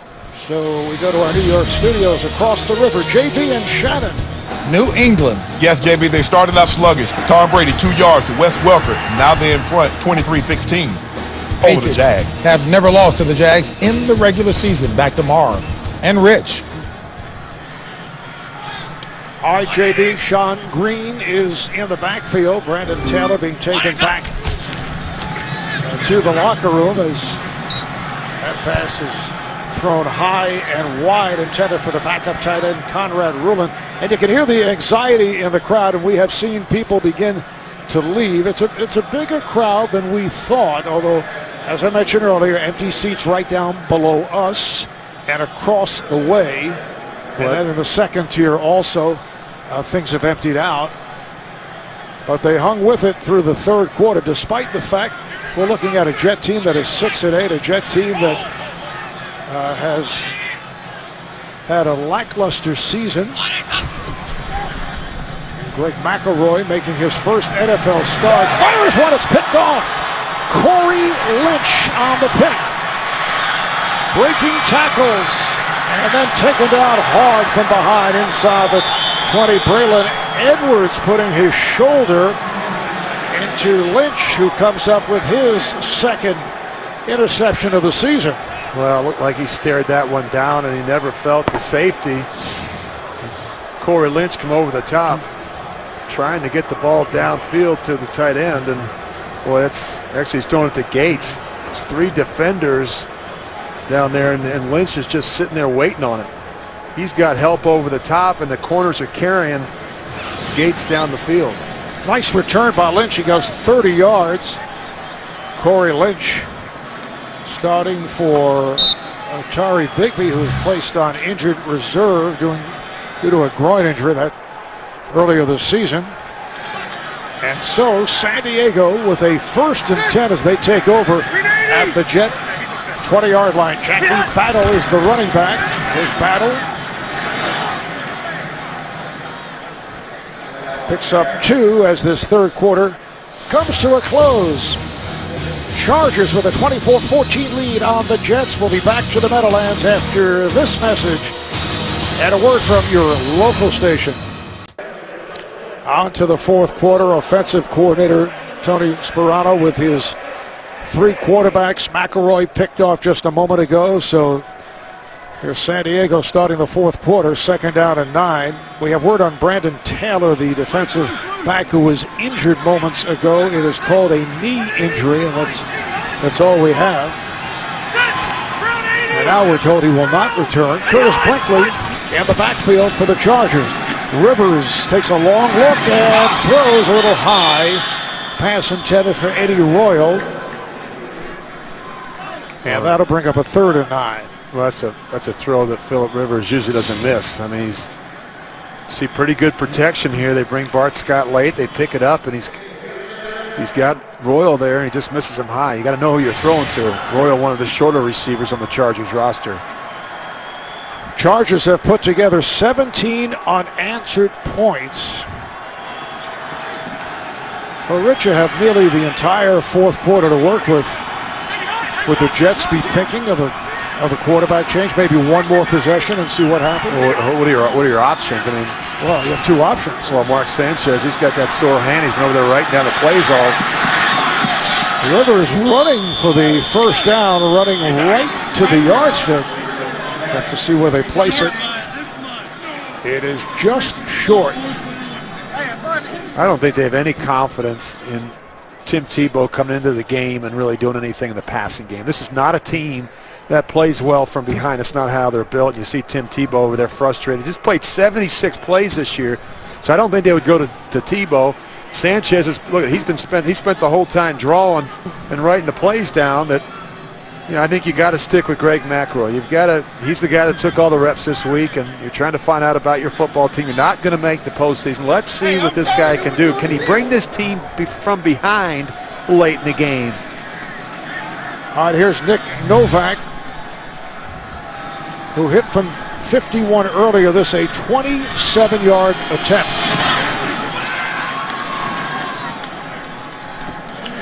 So Novak adds to the lead. It's 27-14 Chargers, and the field goal set up by this. Corey Lynch, the strong safety, coming up with his 2nd interception. Well, back here in New York, and as we get ready for the kick, you look at the numbers there, Marv. Look at that. That's amazing. Since the first quarter, the Jets really have not been able to do anything offensively, and San Diego and Phillip Rivers have kind of found the rhythm. Novak trying to put that football on the tee and having difficulty. Nick Novak, who spent some time with the Jets in training camp last year, getting set to kick it away to Joe McKnight. It's about time for Joe McKnight to do something special. I mean, they need help to get back in this game. They're not good enough offensively, I think, to come from behind. McKnight, one of the better kick returners in the NFL, runs it out, puts the speed on,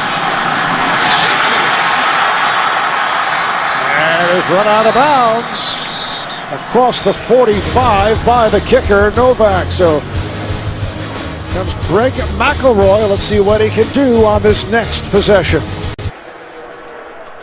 46-yard return by McKnight.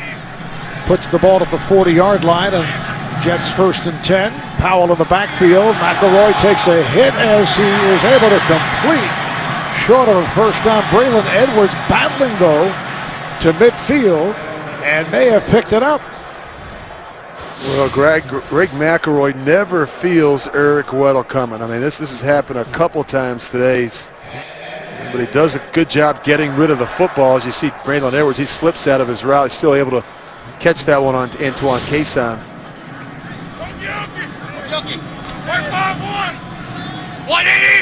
First down at midfield. Minute 40 gone by in this fourth quarter as Powell picks up a couple, met by Jarrett Johnson. Well, McElroy has been under duress a lot. Look at that, 7 sacks allowed. You got to go all the way back to 1997. I believe that Neil O'Donnell was the quarterback for the Jets against the Colts that day. And I think it's a combination of things. How do you know that? I know these things. Is that the staff supply? It's called research. I think it's a combination of things, Mark. I don't think the offensive line has played well. I think you've got an inexperienced quarterback, and they're really struggling winning downfield against the San Diego secondary. McElroy able to complete. He has a wide open receiver and another first down. Chaz Schillens, 5-year man from San Diego State, signed as a free agent from the Raiders, coming up with that reception. Man, he is going to be sore tomorrow. Look at Eric Weddle. Eric Weddle has been in his back pocket the whole day. And when you see Weddle making that many stops, it tells you how John Pagano, the defensive coordinator for San Diego, how he's calling the game. Bringing a lot of pressure going after Greg McElroy. 24-yard pass play, Schillens with his second catch, and it is Jeremy Curley. Once again, Curley at quarterback. And that 42-yard pass play back in the first quarter. This time off the fake, he carries and picks up 2. That's a little dangerous for Jeremy Curley. He's not used to going up in between them tackles. And he doesn't have a lot of training. And he's 5'9", 188. That's for the big boys. Probably been better off handing that one off to Sean Green. You mentioned the sacks a moment ago, along with your deep research to come up with Neil O'Donnell. San Diego coming into today 23rd in the league. They're not exactly the sack masters. No, they've had a difficult time, but not today. Deep drop by McElroy and had nowhere to go. I guess you'd call that a screen attempt to Sean Green. Yeah, that was the problem. You're going to see Takeo Spikes. He comes clean at the middle. The reason why is they're trying to get out. You see it's a screen to the left, so the offensive line is trying to get out in the middle of the screen. In the back, Sean Green, he's got to chip Spikes, but then that would make him late to get out. So McElroy does the next best thing, just throws it away to avoid the sack. See what McElroy has been facing. Overall 9 of 16, 135 yards, and that 1 interception by Corey Lynch. 3rd and 8. No, sideline incomplete. Intended for Clyde Gates. Well, it's just a situation where you've got a quarterback and a receiver that haven't worked a lot together, and the timing just off there on the throw to Gates. Rich, is it possible that Tim Tebow's still bothered by those cracked ribs? The fact that I know Tony Sperano is Wildcat happy and wants to use something that would be different, so he's going with Curley instead of Tebow. I'm guessing here. I got the sense in visiting with Rex Ryan on Friday that he just didn't want to go back and forth with quarterbacks. I think he really wanted to let Greg McElroy play, start, and finish this game. 40-yard field goal by Nick Folk. 27-17 Chargers. Back at MetLife Stadium at the New Jersey Meadowlands. Physically, it has not been a pleasant afternoon for Greg McElroy. No, he's been knocked around a lot. He's done a good job, San Diego, getting after the first-time starter. Michael Spurlock on the kickoff return. Got a good block, but had no running room, and goes for about 12. Garrett McIntyre got him out of bounds. Wednesday in prime time, JB, Phil Simms, and Chris Collinsworth showcase America's favorite game in their own unique style inside the NFL. That'll be Wednesday on Showtime. Well, after getting off to kind of a rocky start, Phillip Rivers has really settled in. He's made some big-time throws, shown a couple touchdowns, and it's really helped to have Ronnie Brown back in there. Even if it's a handful of plays, you really trust him in the protection scheme. It's been a strong performance for this injury hit San Diego Charger team. Rivers 10 of 20, 162 yards, 2 touchdowns. Big hole for Battle.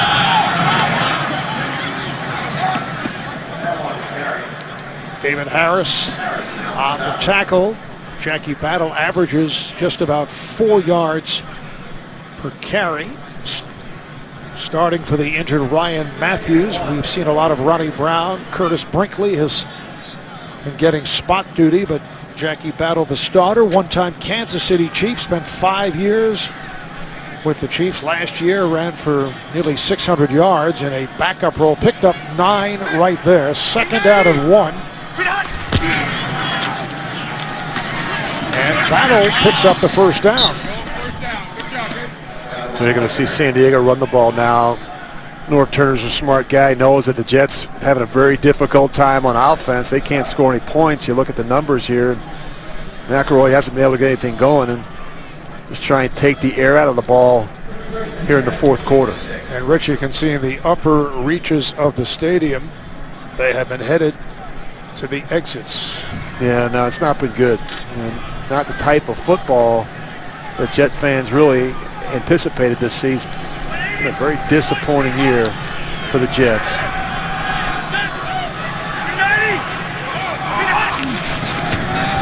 On first down, Rivers backpedals and then has to throw it away. He would have backpedaled himself into the end zone. Well, he actually had Jackie Battle there, but he threw it 20 yards over his head. Phillip Rivers was in the pocket, but they're pointing to Jackie Battle, but there's no question he was throwing it away. And the officials talking about intentional grounding.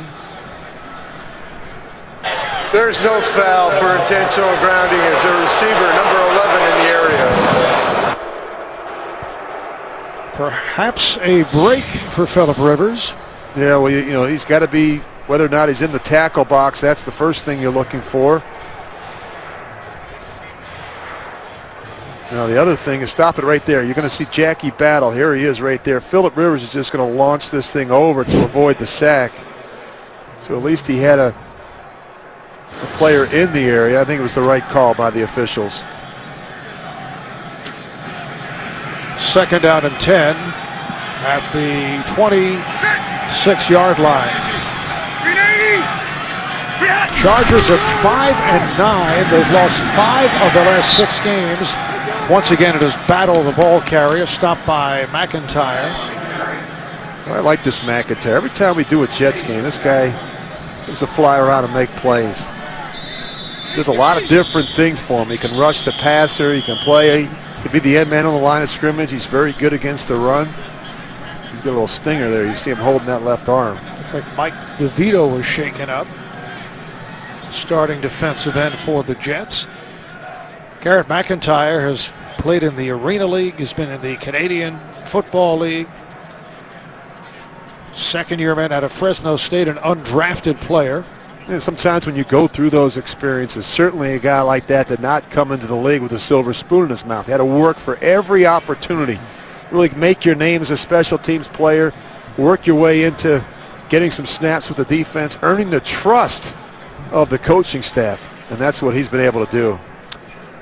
All right, let's catch up on New Orleans and Dallas. Here's an update with JB and Shannon.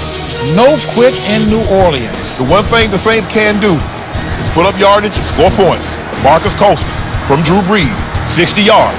It would lead to a 3-yard touchdown. Drew Brees to Dave Thomas, 31-17. Cowboys watching their playoff hopes slip away. Marv and Rich. Shannon, very dramatic. Wow. Third down and 9 as Rivers fires one all the way downfield, nearly picked off. Intended for Eddie Royal. Darren Walls had a good shot at it. There is Walls, second-year player out of Notre Dame, up from the practice squad, and there is a penalty marker down. Holding, number 20, defense. 5-yard penalty, automatic, first down. Called on the left corner, Kyle Wilson. Kyle Wilson saying, no, it wasn't me, or I didn't do it.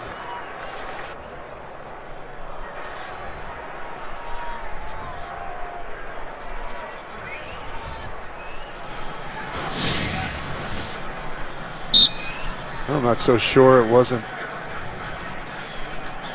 Yeah, I think it was on Darren Walls. can see Kyle. They got the number wrong. Yeah. You can see Kyle Wilson. He was away from the action. First down for San Diego across the 32.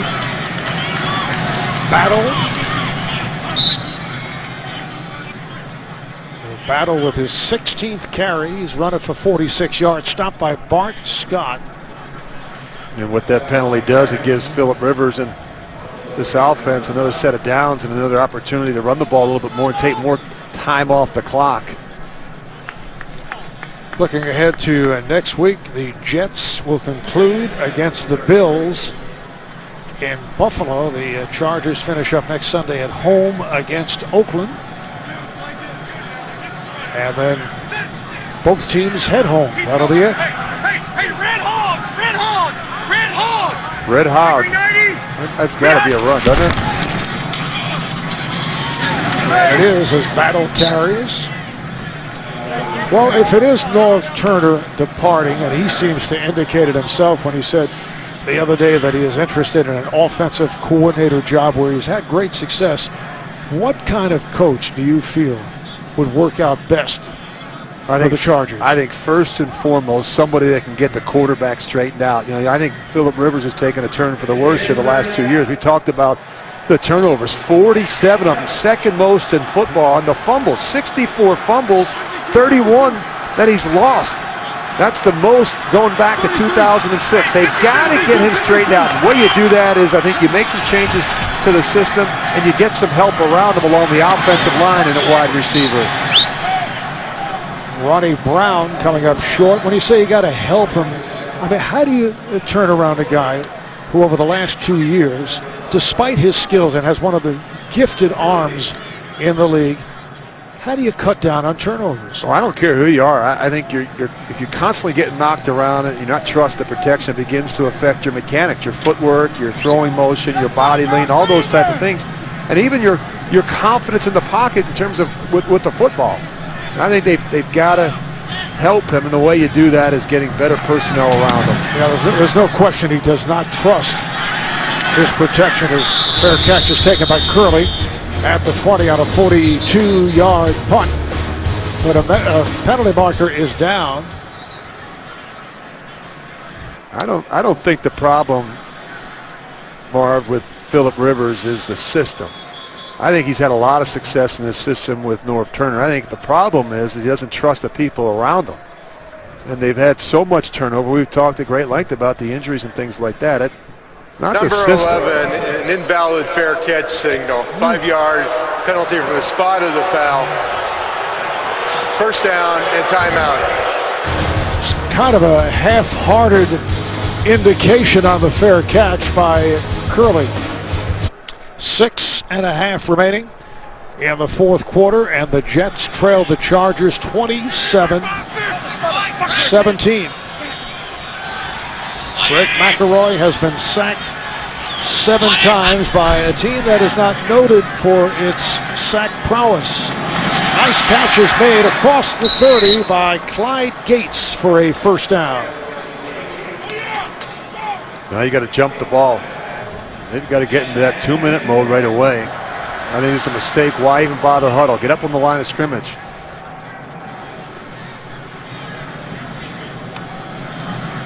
They're down by 2, and I think they've got to pick up the tempo and the pace. Tony Sperano can help them. You got to think this guy knows what to do in a 2-minute situation. He's got all the work this week in practice. McElroy with a bullet underneath. Bilal Powell makes the catch for 5 more. And now they go no huddle. Greg McElroy making his first NFL start, second NFL appearance. Did not play at all last season as a rookie, and completes again. This time it's Gates for a first down across the 40. And sometimes when you're struggling offensively to kind of find your rhythm, going no huddle can help a quarterback like Greg McElroy. Let him call the plays.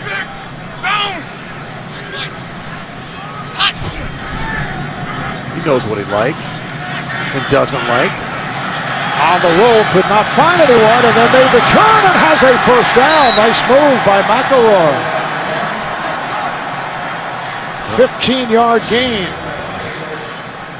Well, he's got some wheels, but you can just tell though it's not his first instinct to run with the ball. It's not really who he is. First down at the Charger 42. Dangerous pass he threw into double coverage intended for Gates. Gilchrist and Kaysen covering on the play. A little low with that throw, and see Tony Sparano trying to help him out here a little bit.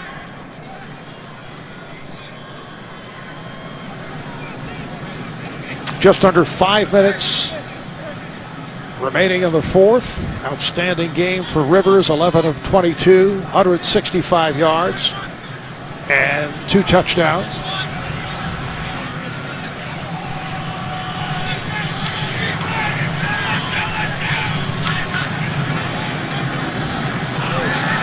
McElroy had it knocked away, lost it.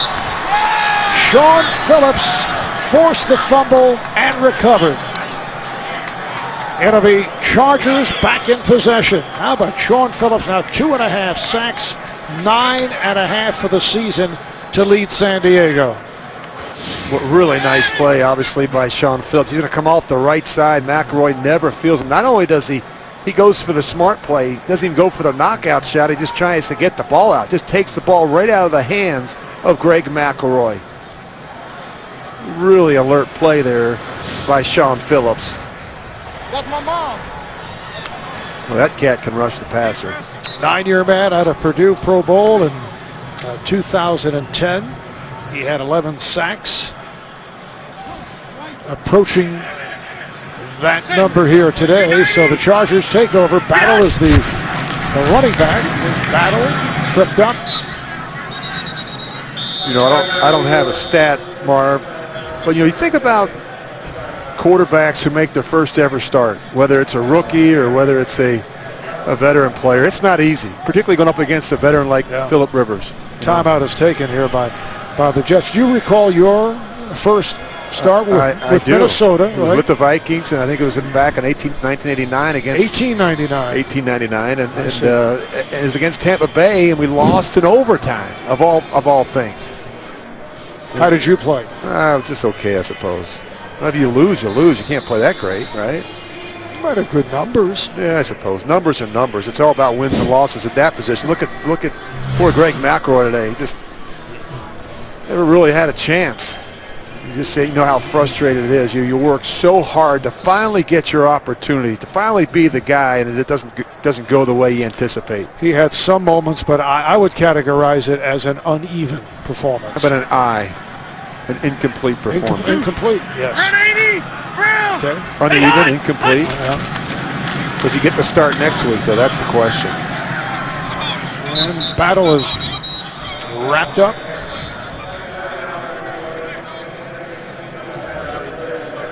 What do you think will happen next week? Where does Rex Ryan go in the quarterback department? I can't imagine they would ever go back to Mark Sanchez at this point. I think that would be a mistake. I think you've seen enough of Sanchez. And I just don't believe they're willing to kind of reinvent themselves, or they can in the process of 5 or 6 days to get ready to go play at Buffalo with Tim Tebow. I think we'll probably see Greg McElroy again next week. I think they're going to flush this out. My sense is that neither Tebow or Sanchez is going to be back in a Jets uniform next year. Why would Tebow want to come back? Tebow wants to go somewhere and have a chance to compete. He didn't get that here in New York, so he's going to ask to be traded. And I think after 4 years, they've seen enough of Mark Sanchez. I realize they owe the guy over $8 million next year. It's guaranteed. They cut him before June 1st. Right. They're looking at a $17 million cap hit. I think what you do is you do what Seattle did. Go out and find a free agent and draft a young quarterback. That combination. Well, there are guys certainly available. Talk about taking a sack. That's what it looks like. You know, Wilkerson able to cover up.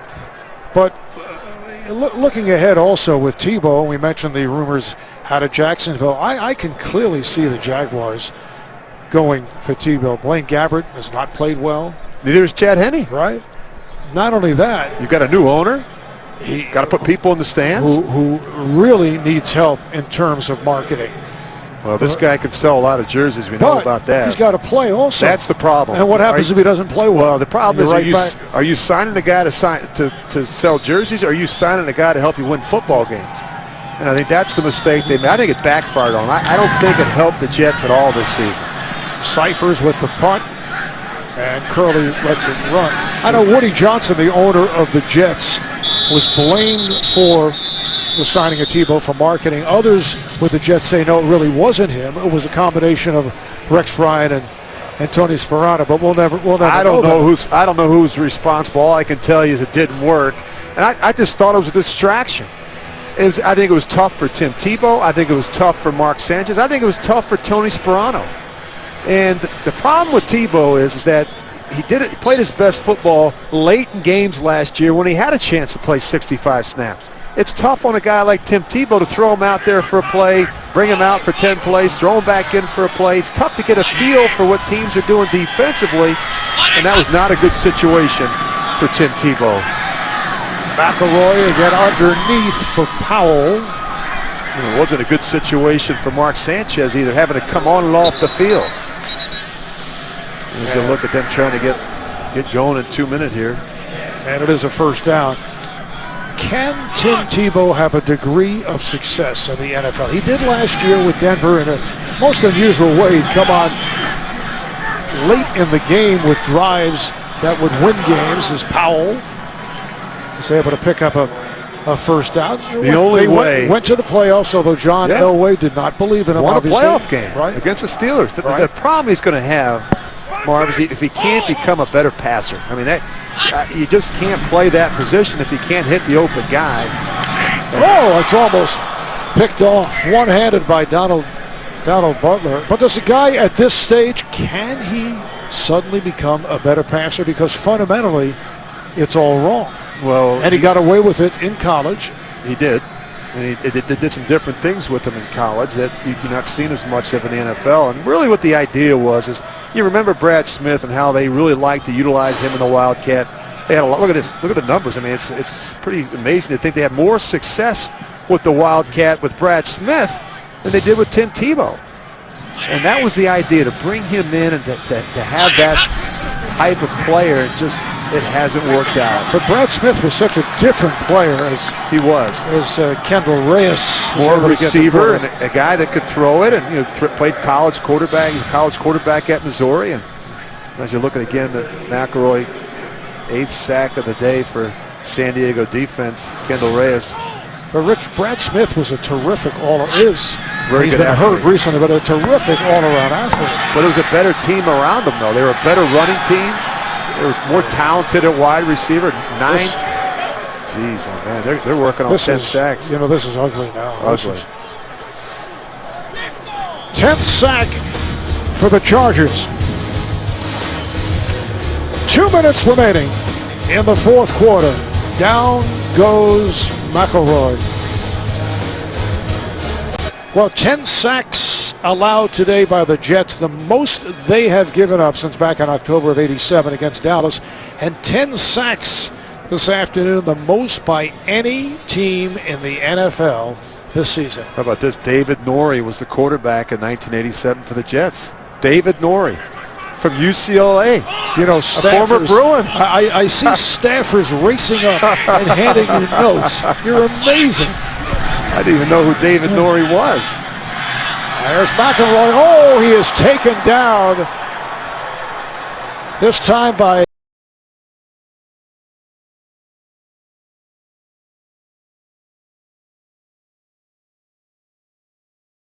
and I changed my categorization from uneven, Rich.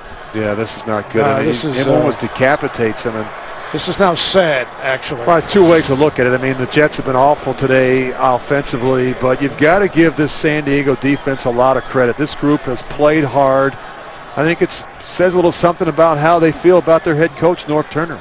And McElroy not getting much help, obviously. No, he's not. And I mentioned it to start the game that I thought McElroy would have the same issues that Sanchez had in the passing game in terms of who he has to throw with right now.